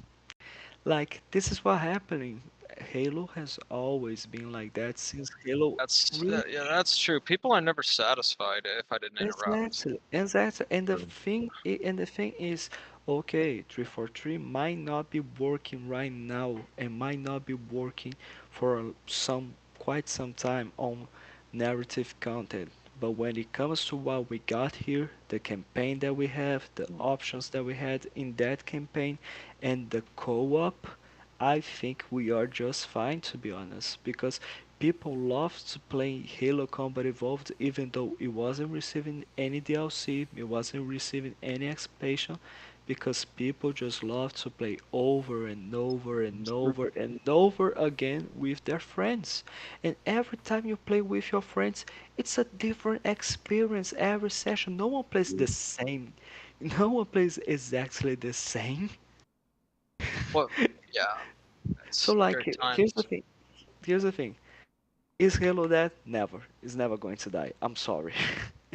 You might Maybe disagree with not me. fully, but I don't think with its current track, it's never going to be able to bounce back and forth with like major multiplayer franchises right now as it I, stands. One but thing, here's, but to me, it doesn't have to try to. Well, you need to be better than this. You need to be better than that. No, to me, you just need to be Halo. Preach. There you I, go. I Somebody agree with said it. that, and I That's do have a true. question for you, gentlemen, in case making sure I'm not interrupting. Hey, Bob, we could barely hear you. Go Anyway, ahead. Is that? Am I anyway, hearing something? yeah, it was KY. It's all good. Oh, okay. I could barely hear what you're saying. Okay, good. Yeah, I Sorry. was like concerned about that too. I'm like, wait, did I interrupt? Anyway, so one thing I want to ask you, gentlemen, is for the focus, and this is something I was thinking about as we were talking. Would you rather have had 343 focus on the multiplayer as they're doing right now, or would you be like, no, let's just focus on more narrative. Let's The get a campaign Narrative. expansion. No, multiplayer. multiplayer. And Narrative. I think that's a lot of people, and I think that's something Microsoft is blind to. And I'm gonna find the quote for a second. If I So remember I correctly, think, sorry. I that's have a great. I have Go a on, boss. good I have something I want to say. So none of the Halo campaigns. You can go all the way back. 1, 2, 3, 4, Reach, ODST, 5, none of them. None of them have ever had story DLC. It is All the multiplayer expansion. right. What you get in your campaign is that Halo. Your growth and your longevity is in your multiplayer. So going into Infinite, I had heard rumors of story DLC. And I thought, oh, cool. Maybe they'll bring the Flood in or something like that. That would be really neat. But that's not what I was in it for. I played the campaign. I enjoyed the campaign. I thought it was an amazing campaign. But after that, I was not asking 343 for anything else because that's what Halo has always been. You get this story, you get this experience with you, your friends, your family for Exactly. this episode, and then you live out the rest of it through multiplayer. And yeah, Here's and what people were pissed off the most because the multiplayer didn't have the enough content compared to the other games, and it took a long time to update what's the multiplayer, Multiplayer. and as well as the co-op that everybody wanted, of course. I So was gonna say because like I everybody's yeah, used to playing Halo with friends, dude. You couldn't even play the yes, campaign together. You know what I mean? exactly, Like, yeah, exactly. and as long That's as they the don't make main, sorry. like that's the main update that 343 should have got, and they got it. Like, Well, okay, Yeah. I think we should the only have. I think we hundred also should have split screen, to be honest. But yeah, hundreds of people over at that studio, and they couldn't even remake even some of the old maps and throw in there if they were stuck for no, content. Like that kind dude. of flabbergasted me. Right now, Okay, the same I'm going to thing. be completely honest with you.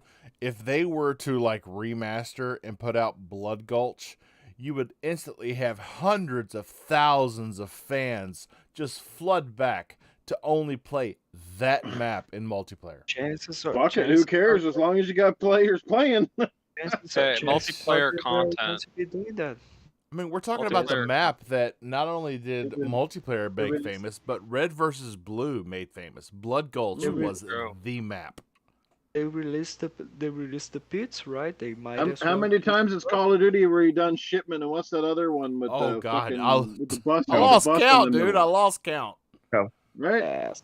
But you know No, why they keep making them? Because people love them, and and I'm saying, like, you got so much wealth of stuff at your knowledge. You could even rebuild a few of those old maps, put a new coat of paint on them, and at least tide people over. But no, Here's the thing. all the Amazing comparison right now, like with Call of Duty. Where does the content of Call of Duty stands for? Is it campaign DLC or is it the multiplayer updates? Multiplayer Multiplayer. updates, 100%. So I rest my case. one thing to note. So you're arguing that Halo doesn't need any more campaign because Ever.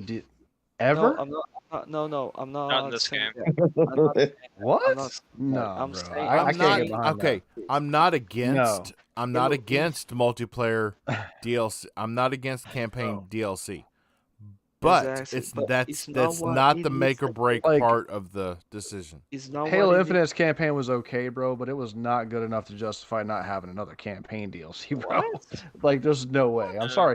It was one biome and roughly the same terrain. I'm sorry, there wasn't enough there for me to justify. If you go back and you play Halo 1, 2, and 3, you get a change of environment, a change of pacing. There was, like I said, more cinematography. There was more like weight to each mission. That's why we know the names to these missions. Can anybody name one name of a mission on Halo Infinite? No, bro. It didn't hit as hard, and it hasn't hit as hard. Well, I Went think to it's the area because we between the haven't played it grass. over. I just mentioned the level where you aboard the Gabrakan ship. Yeah, but like nobody knows that like they know the silent cartographer, dude. You know what I mean? Like But we that's played that's that game. We played the old Halo games like 4 and 5 times. But we've only Yes. probably played this one once. Oh So no. Yeah. I that's mean, I does think that that's speak? part Does we're that speak for gonna itself though? That speaks for itself, bro. But no, but like, You know what I mean? Like, you know why? It's You know a why? good time, though. You know why? No, but you know why? Because the game didn't release with as much content as the previous games. yeah, But so you gotta there- remember co-op the era play with that we friends. grew up in. The era we grew up in, we didn't have so many games that we have now. If you got a game, most of the good games came out in the winter. You talking about the spring and summer, it was a drought. And then, you had nothing else to do but to play the games that you already had. So you would play those games over and over again. Nowadays, games come out all year round. You don't have time to go back and play. It's not necessarily that about the game, because I loved it. I thought the campaign was fantastic. I'd love to go back and play, but I don't have Okay. time. I would love to go back and play some PlayStation games. I don't have time. I'm loving this discussion. Like I quite enjoy the fact that everybody here has a different opinion. That's quite amazing, actually. Yeah. We're gonna Yeah. change topics. We're gonna move on.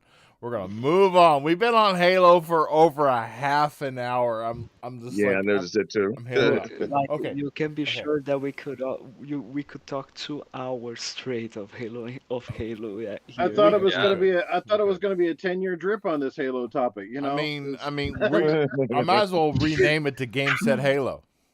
So Yes. No, you can name it to Okay. Halo. So yeah, I just Either want way. to throw out there, Charlie Hustle in the chat, Boba Fett Gaming, That's Thember, magic. keeping it moving, guys. We love you. Love seeing you here every week. Next topic. So the Chuck doesn't come every week. He should, but I support his show, but he doesn't The support Dead I'm sorry, Space- let me say it out loud. the Dead Space miss that. remake developers have came out, and this developer says that the game Dead Space remake is too scary to play with the lights off and headphones on. Jesus. That That challenge. that Right? That's like issuing a YouTube challenge. I'm like, I'm gonna do that. I'm gonna swallow a whole spoonful of cinnamon and see if I can do it. Just in case, I'll wear my brown pants, but I'll still do it. Brown pants. Oh man, it gets me pumped. I mean, because jump scares. I'm a married man. The space for me is a spot between my wife's legs. So sorry. Oh gosh. Jesus. But yeah, so what do we think about that statement made by the developer that it's too scary to play with headphones on in the dark? Bring it on. Okay, two things like either it's true and yes, great, amazing, or this is just marketing talk. I don't know. Well, We remember. We I mean, if you remember. think A little about- bit of both, maybe. A little bit of both. Alien Colonial Marines, No Man's Sky. No, Remember? don't do that. Don't you dare bring up Colonial Marines. The, one of the That's top a touchy 5 worst subject. games ever. Top 5 worst game ever. Yeah, Oh. I'm just saying, developers can lie all the what's time. next? You're gonna bring up Anthem? Yes. Dude, that That was a hurt bad my game. heart. That game was a Halo effect. It didn't get the content. They wasn't giving them time to make the game. Right. 18 months. Dude, Exactly. people Horrible, give man. Anthem a lot of shit. But I'm going to They tell you do. right now, Yeah. Anthem has got smooth gameplay mechanics. It's so much fun does. to play. And the only fault a good Anthem game. had was no content. They didn't even finish their main fucking story. Story, yes. It's But, ridiculous. I mean, that I game just had the best flight mechanic. I mean, it was awesome. If all they had to you do want was something just like Iron Man. pay some homeless man to write him a stupid story extension, and that game would have been great. I love the fact that the studio at BioWare actually discovered that the game they are supposed to make for Anthem was when the trailer got released at E3. They like saw and They know holy nothing about the game to shit, the same that's we the did. game they were making. Yeah. Like it's such a sad story. So who Yeah, one- here on the friend of one of the guys podcast that worked has at the- pre-ordered Dead Space Remake? I did. Yep. When he already I- came out. Yep, got it. Let's I go did. pre-order. I didn't, and I don't think I will because I don't feel good for scary games. I'm sorry. Oh, You can't handle it. Fabio, you pussy! I played the first game. It's amazing, but yeah. Fabio, let me Ow. defend you here. Let me defend you here. I'm sorry. I'm going to defend Fabio's honor. Okay. I am the same type of guy. Like, I have Resident Evil Village. And you don't think I wasn't breaking in my boots playing that game? And it's still sitting there because it's kind of creepy. But it's still a good game. I finished, what's the other one? Biohazard. Great Yeah. game. Oh my God, it was a really good game. I thought that one got a bad rep for no reason. But I'm like that too, Fabio. Like, I still play through it, but I am a little scary myself. That's why I'm playing Evil Within now. But I'm a here's the scary. Sometimes games the horror games they try to scare you and make you feel bad so much that sometimes when I try to play a game and the game tries to with all of its strengths and and it's working try to get me tense, I think, what's the point of this? I'm supposed to be having fun. I'm not having fun. I'm sorry, boys. So I think that for the remake of Dead Space, I might skip it. I don't know. Hey, Fabio, I haven't- can't play Outlast. I'm It's too. No, I'm all right. I'm really sorry to disappoint you all here. No, man, I got you.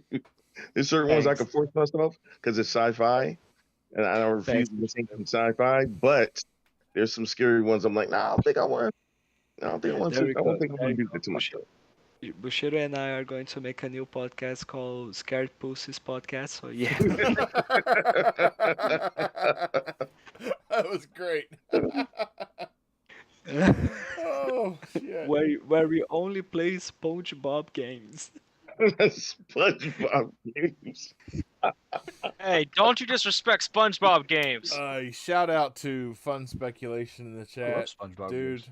love Hey, you what's up, bro? guys over there Hey. at the Xbox Ultimate Podcast. Thanks for stopping by, man. Oh, THQ. look! It, Fun Speculation joins the chat, and now we've got porn spam in our chat. We've made it! Yeah! We have made it. They're Oh, following me. gosh. Jesus That's Christ. right. It's been a Everybody on the long panel Hey, is, check it out. Make sure you hit the like button. yeah, hit the like button. Everybody it's on been a the, long time. It's been a long time since we had a porn spam in chat. Yeah, that's yeah, right. It just takes one of the that's right. big dogs to hop into the chat, and then we got it. Following them, yeah. They're being stalked. Uh, Okay, so we've been going now for an hour and 50 minutes. We're going to get into our last topic. And this Okay, topic nice. is we're going to go down the panel and we're going to discuss our expectations for 2023. I mean, at this Awesome. point, I believe anything can be better than 2022. But I would like to hear what games, preferably the big ones, you all think will be released in 2023. I would like to know, do you believe Starfield will release before the 6th month? And when you believe Redfall will release? And I will start with Mr. Fabio. Okay, so what was the Redfall question Just again? I'm give sorry. us your outlook on Okay, on okay. 2023. Do you believe I think Starfield will release within the first yes. 6 months? And when do you believe Redfall will release? And when do you believe the other big games may release from Xbox I Studios? I think that Redfall is going to release early. I think that Starfield is going to be released this year, but I'm still not that much convinced that it's going to be released within the first 6 months. I think it's going to be released this year, but I really think that it's going to be released actually on the in the Skyrim anniversary as they intended to last year. But yeah, I might be completely wrong, and I hope I am wrong about that.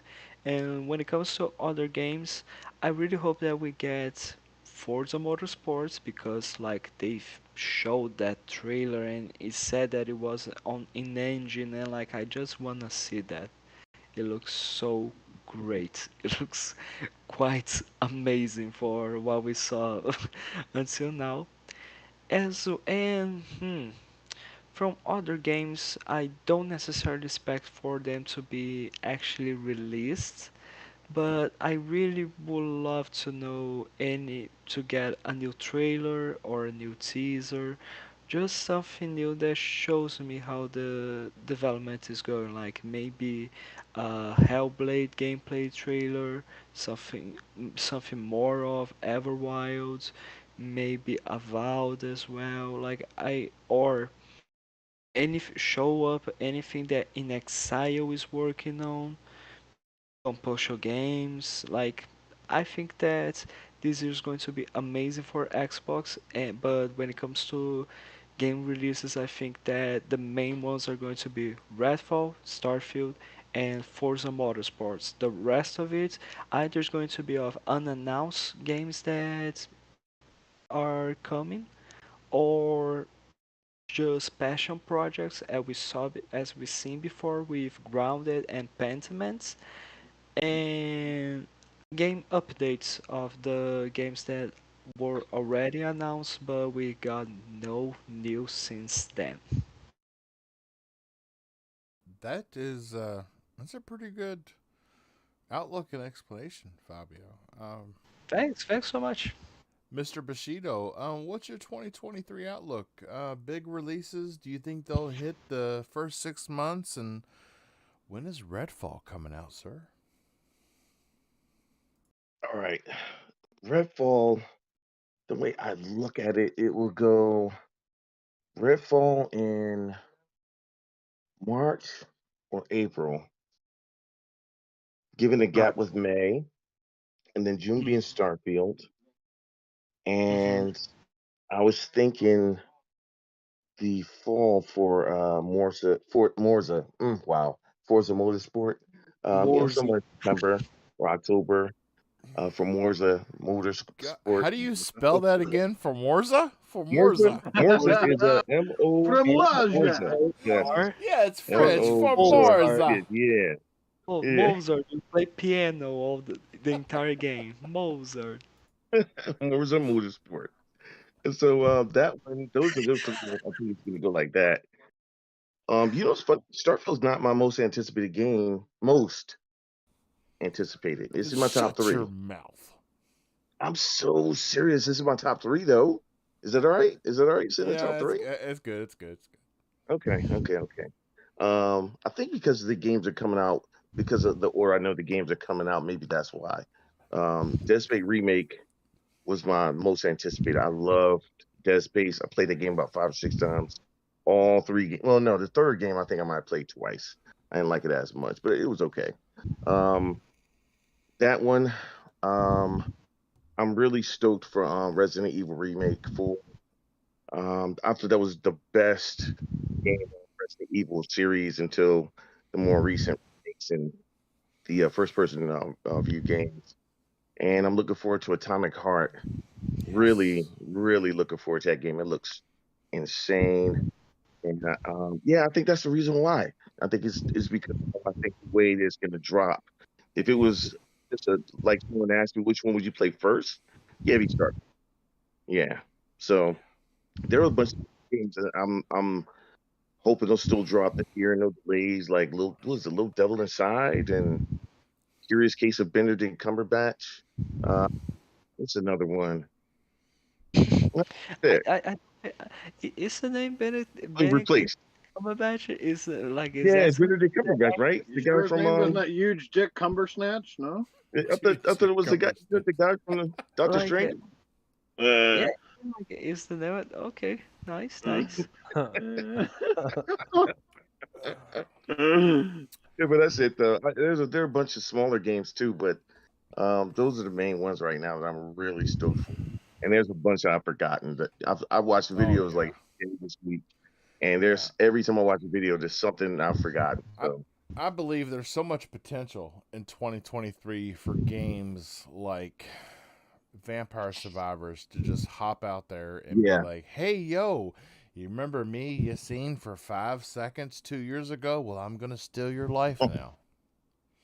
right. Yeah, there's so much potential for that in 2023. Noof Nukem, what is your 2023 outlook? And give us your honest belief on when you think the big ones are actually going to release. Well, we're going to find out a lot more by the time we get to the Xbox Direct or whatever this month on January 25th or whatever. I suspect that Redfall will drop sometime in the first 3 months. I also suspect that Starfield will most likely be an early summer release, and we may know more that it should be coming out potentially somewhere around that E3 window, as my likely guess, or just shortly thereafter.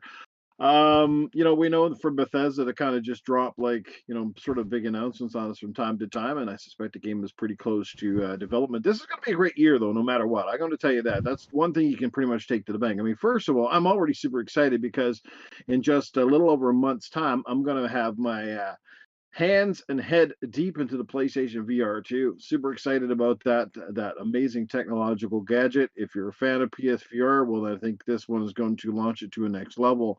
But outside of that, I'm not really sure exactly what Sony's got in the pipeline, but hopefully we'll see more soon. I've heard that they got some good stuff that they're soon going to show, but remains to be seen. We can count on Turn 10. Forza Motorsport is going to be unbelievable. I think, they've taken time off for a reason to build a bigger and better product, and it's frankly going to embarrass a lot of racers out there how good it's going to be, in my personal opinion. I think they're just going to take it to the next level, and hopefully we start seeing some of the benefits of owning the Xbox Series X in particular. Expecting good things there. And there's going to be a lot of good games. I'm also hoping that maybe this is the year that Nintendo finally shows us what they're up to, working on perhaps a successor to the Switch, which is a little bit long in the tooth by now, that sort of thing. And of course, obviously, this is the year of Breath of the Wild 2. If you happen to be a fan of that game, I'm sure that's going to be a huge title this year. Oh yeah. I liked it. I'll probably still buy the second one. I just hope that they've certainly listened to some of the fans and maybe eased back on the breaking weapons a little bit. But there's so many good things about this year. Yeah, I just can't wait. Like I said, we know. Like I said, we got that new Assassin's Creed coming. That one where they made the shorter campaign, but it goes back to its roots. Hence, what I was talking about earlier about going back and honoring, your fans and stuff like that. So a lot of stuff, man. I'm also like super excited to see what Ubisoft brings up in terms of that feudal Japan one. That sort of the ninja-based Assassin's Creed game. That'll be awesome, man. Just a lot of other titles. I mean, my most anticipated is hands down going to be Hellblade 2 if they decide it's going to drop or give us an announcement. But I don't know if that'll come out this year. Most likely not, but you never know. I mean, they got to be pretty close on that too. I mean, considering that the first game came out 2017, Yeah. and they basically built that game. I think it was that game was built in less than 3 years or something. And that was done with a small team. Now they got a bigger team, much bigger resources. So, but obviously we've seen the last trailer that we've seen of that game. It was like, oh my god, it was melting your face. So obviously they've stepped it up. So Hellblade 2 will easily be if they announce that it's coming. Yeah. So I mean, I'm so glad you brought that up because everybody keeps forgetting about Hellblade 2, and that is really an enigma because literally the last thing we saw from it was at the Game Awards 2 years ago, and it looked amazing. It used photogrammetry of Iceland and everything. It was amazing, and then just dark. They went dark. So yeah. That trailer, that big giant crawling across the beach or right? whatever. Oh man. And a very intimate when he starts talking. It took me times to watch the video to hear exactly what he was saying. I was like, these guys are just geniuses. To me, they're going to carry Xbox as the better studio. Now, they got three really good ones, Obsidian and the Coalition. Those to me are the top three. But man, Ninja Theory is going to be a heavyweight for this Xbox for a long time. Could you imagine if Ninja Theory brought back a new version of Enslaved Odyssey to the West? That was one of the most overlooked 360 games. That game. Just give me a remaster. And even that. Oh, that was a great game. It really was. I was surprised that game was going to be that good. So we didn't skip you, did we, Mr. Bushido? I didn't think we did. No. 1 second. 1 second. Yeah. Anyway, 2023 is going to be amazing. That's all I'm going to say. Yes, sir. Unless somebody royally fucks things up and COVID doesn't come back with some kind of a weird vengeance, shut shit down again. Please no. But we should be okay. Yeah. Yeah. So, Power Man 4K. Your turn to give your 2023 outlook, and when do you think the big games, yet given a release date, are actually going to hit us in the face? I think that Starfield is going to land. I think it'll be late into the 6-month window that they're looking for, unless something happens. But I don't think I wouldn't see it anywhere before. I mean, I guess it would have to be June, right? Like that would have to be the month that they would land on, because that would be the absolute latest, I believe. If you wanted to hit the first 6 months window. I mean, 2023 is stacked, dude. I mean, me personally, I'm really hyped for Diablo 4. I got like a couple thousand hours in Diablo 3, so I really love that game. Guys are hyped for that game too. Yeah, and then the trailer that they dropped for it looks so good. So I'm gonna be knee deep into that. I think that the games that they're and the thing is like we're in like 6 days we're gonna get like the developer direct, and they're gonna talk a lot more about these games. I think that they wouldn't be planning this direct if they didn't have something concrete to give us, right? Like there would be no point in showcasing these games from specific studios with Minecraft Right. Legends, Forza, and all that kind of stuff. That obviously is positioned to kind of set us up for like what the expectations are going to be for 2023. I think that you'll see Redfall late April, May. I think is going to be the time frame for that one. Forza Motorsport, um, maybe in there too. Who knows? I mean, at this point, they were at one point they were promising us a AAA game every quarter, and I think that we might have to just kind of get used to this idea because your brain immediately wants to say, "Oh, there's no way that they would drop two major AAA titles in a month or 2 months." But I mean, if they buy all these studios and they start, they actually start ramping up and delivering what was promised, we gotta start getting used to that. We're gonna have to start getting used to saying, okay, well now there might be 2 or 3 games in the next couple of months, AAA coming out.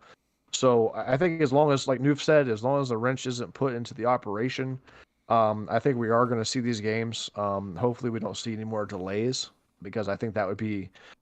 I think at this point we're way past the point of like the delays can't happen anymore. Like we need to start. We need games to drop day and date. Whatever they drop, whatever they say needs to happen. So Forza, Redfall needs to hit. It needs to be a good game. It needs to be received well. And I think that Starfield needs to live up to the expectations. I'm a little concerned. A lot of people are hyped on that game. That game has a lot of pressure. And I just hope that it can live up to what everybody has in their mind of what it's going to be. I genuinely hope for that. So, seems like the PC crowd is definitely going to keep it going with mods. There are, I can already tell the PC community is super hyped for Starfield. So, it looks like they're going to have a lot of fun with that. So, that's what I got. Yeah, I agree with a lot with what you said. Definitely on the same page there. I'll give my predictions as soon as Ultimus Gaming goes through his. Ultimus Gaming. So, what is your 2023 outlook? Keep in mind we're not looking. We're looking past January and February. Past that. So past the Hogwarts Legacy, the Age of Empires 2, the Dead Space remake. After that, I mean, really the stuff that we really don't have a release date for. What do you see? For Redfall, I do see it being in the first 6 months. That is something like I believe I do think that is going to be there. It's one of It looks like a fun project. Although Starfield, um, although I previously thought it would be the first 6 months, I now believe that it will be past that. Moving and we'll probably see it after the 6 month window. For certain reasons. But yeah. With that, other things I can't wait to see that we don't know. There's a lot going there. As we said with Forza, kind of like can't remember who was saying it. I think it was Noof. Probably Forza towards the end of the year. Would make sense. Next Forza game. Fun racing. Get back to that with the motorsport. Restarting up and all that. That'll be nice. After that, I mean, Liza P. Somewhere in there. We're just yeah. already getting a lot in the beginning that, I think we're gonna get it. But with Starfield, I'm just gonna be honest, it might not be in that first 6 months. Not,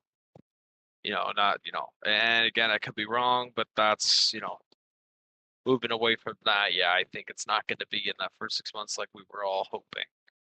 But Redfall, I do 100% believe it will. But there's a lot coming. It's gonna be a fun year.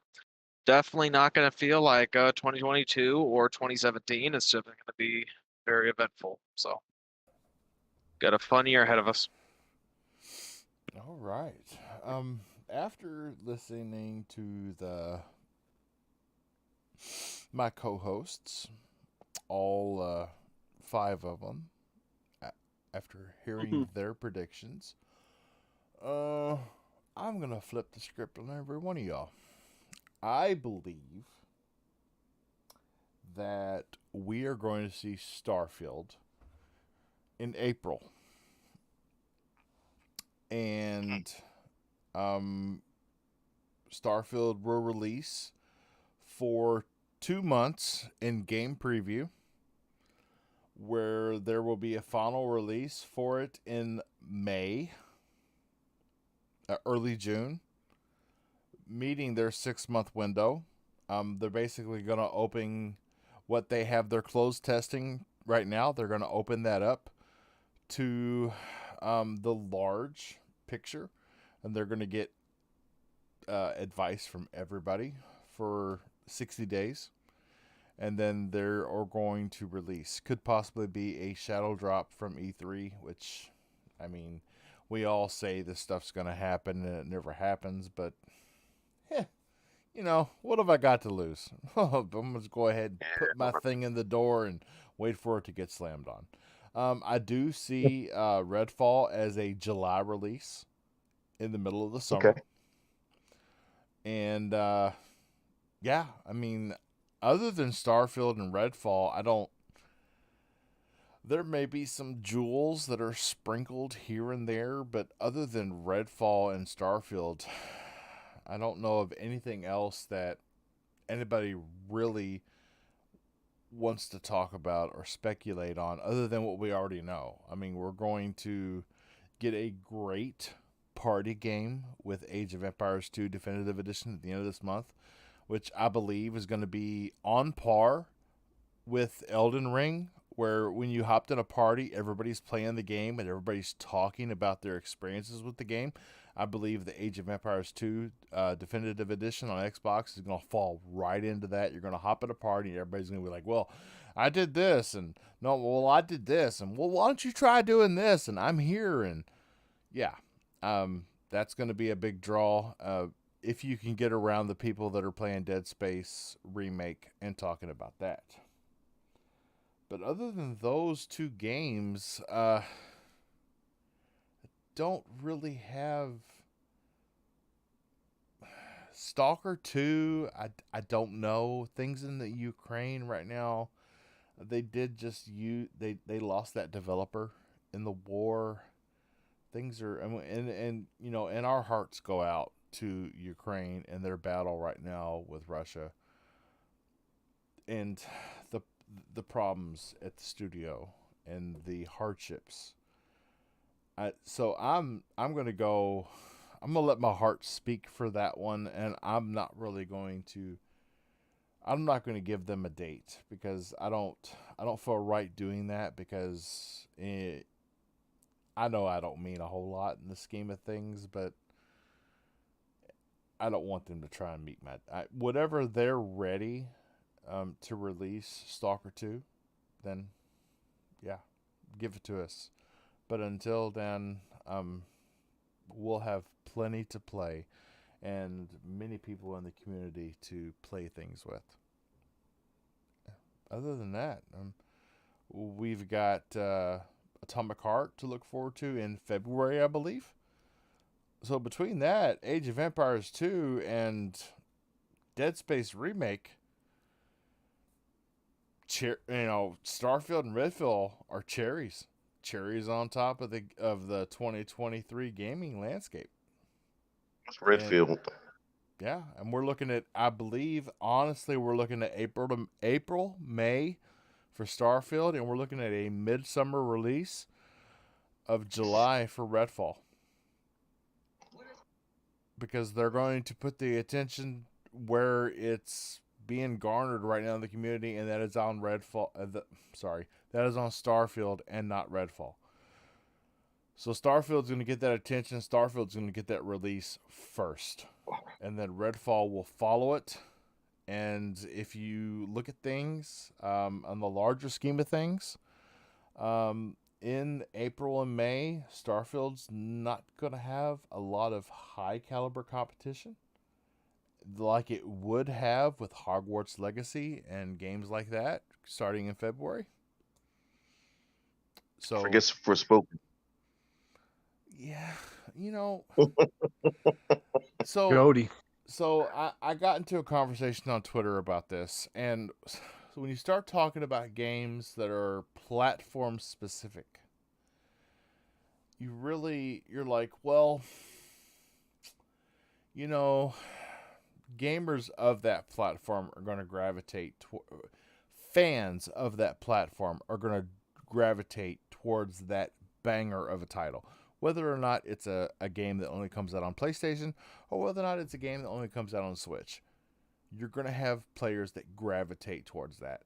And and I hope the other developers feel the same way I do, unless it is something that is Xbox, unless it's something that's multi-platform, you can't put a lot of weight in what you release around. I mean, definitely, I would stay away from other games that are releasing on all the other platforms.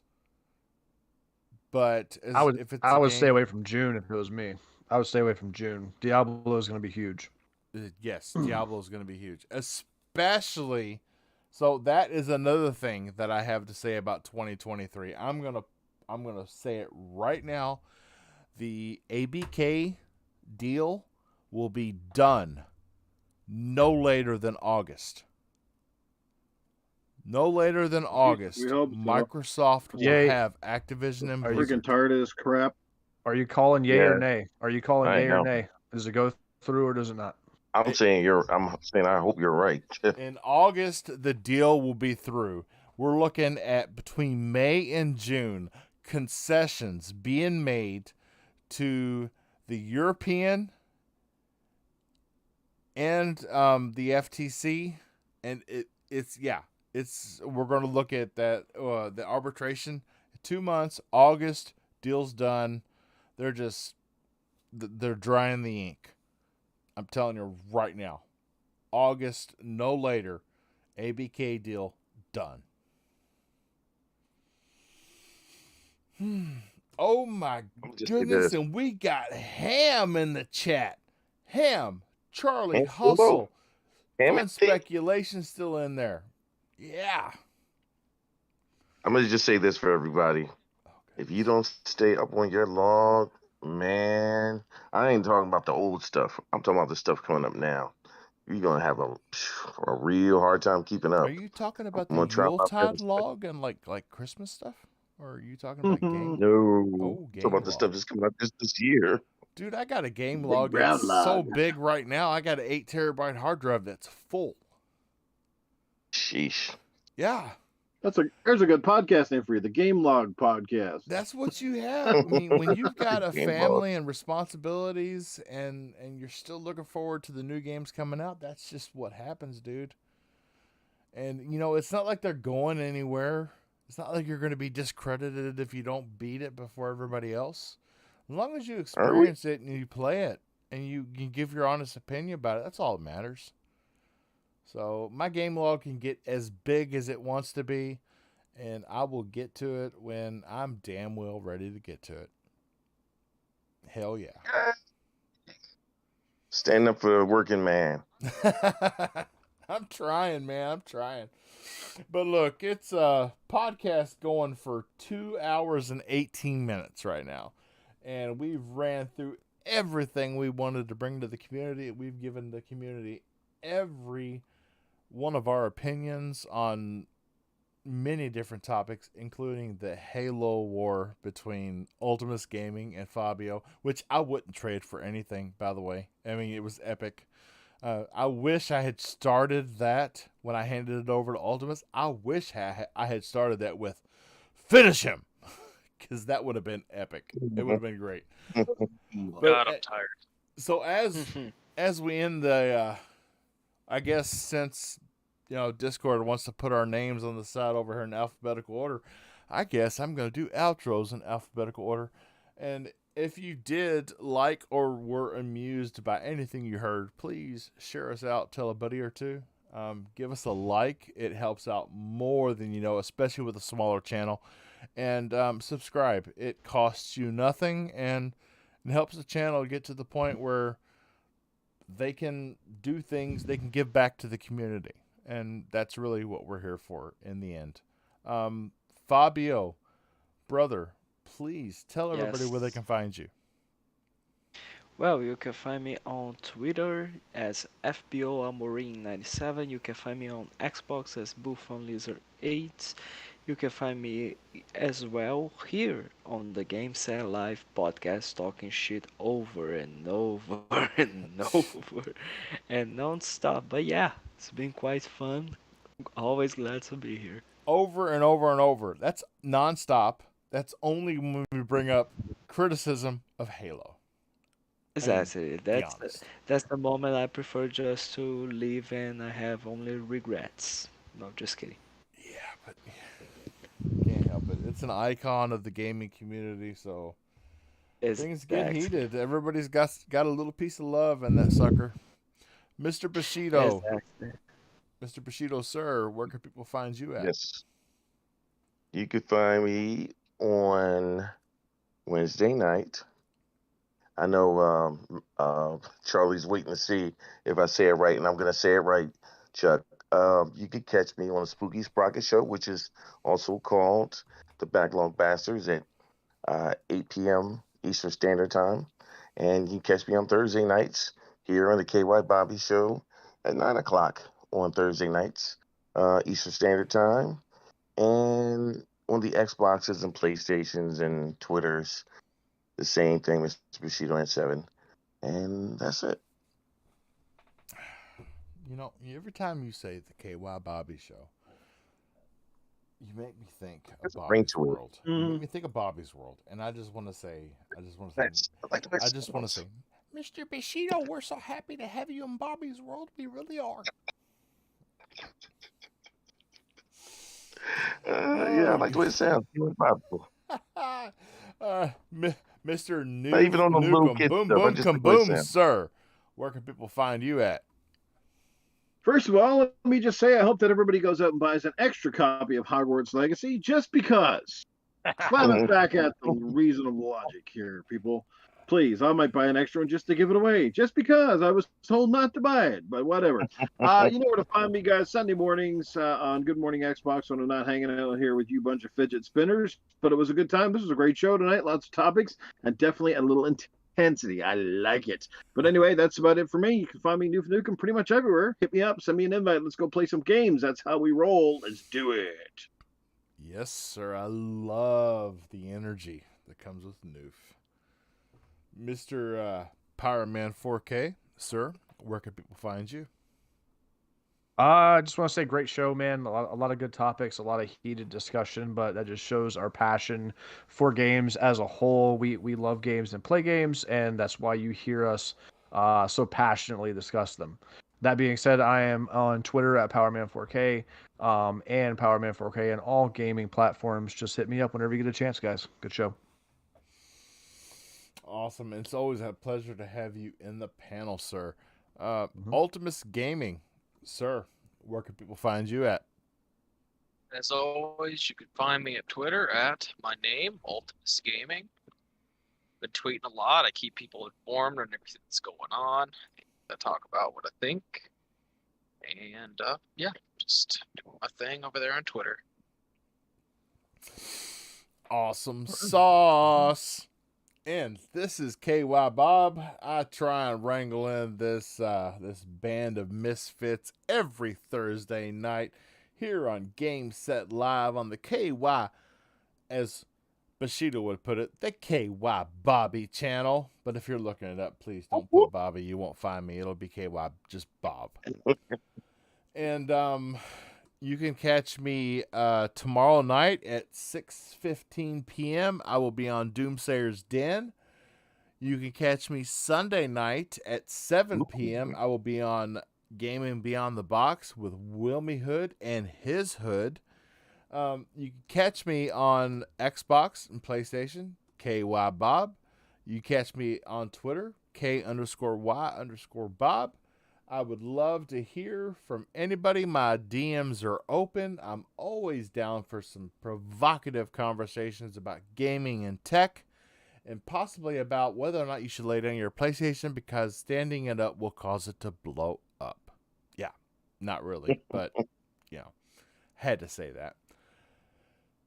But as always, thank you everybody for listening to Game Set Live this Thursday night, where the games matter and not the platform you enjoy them on. Everybody, have a good night, have a good weekend, stay safe, and game on.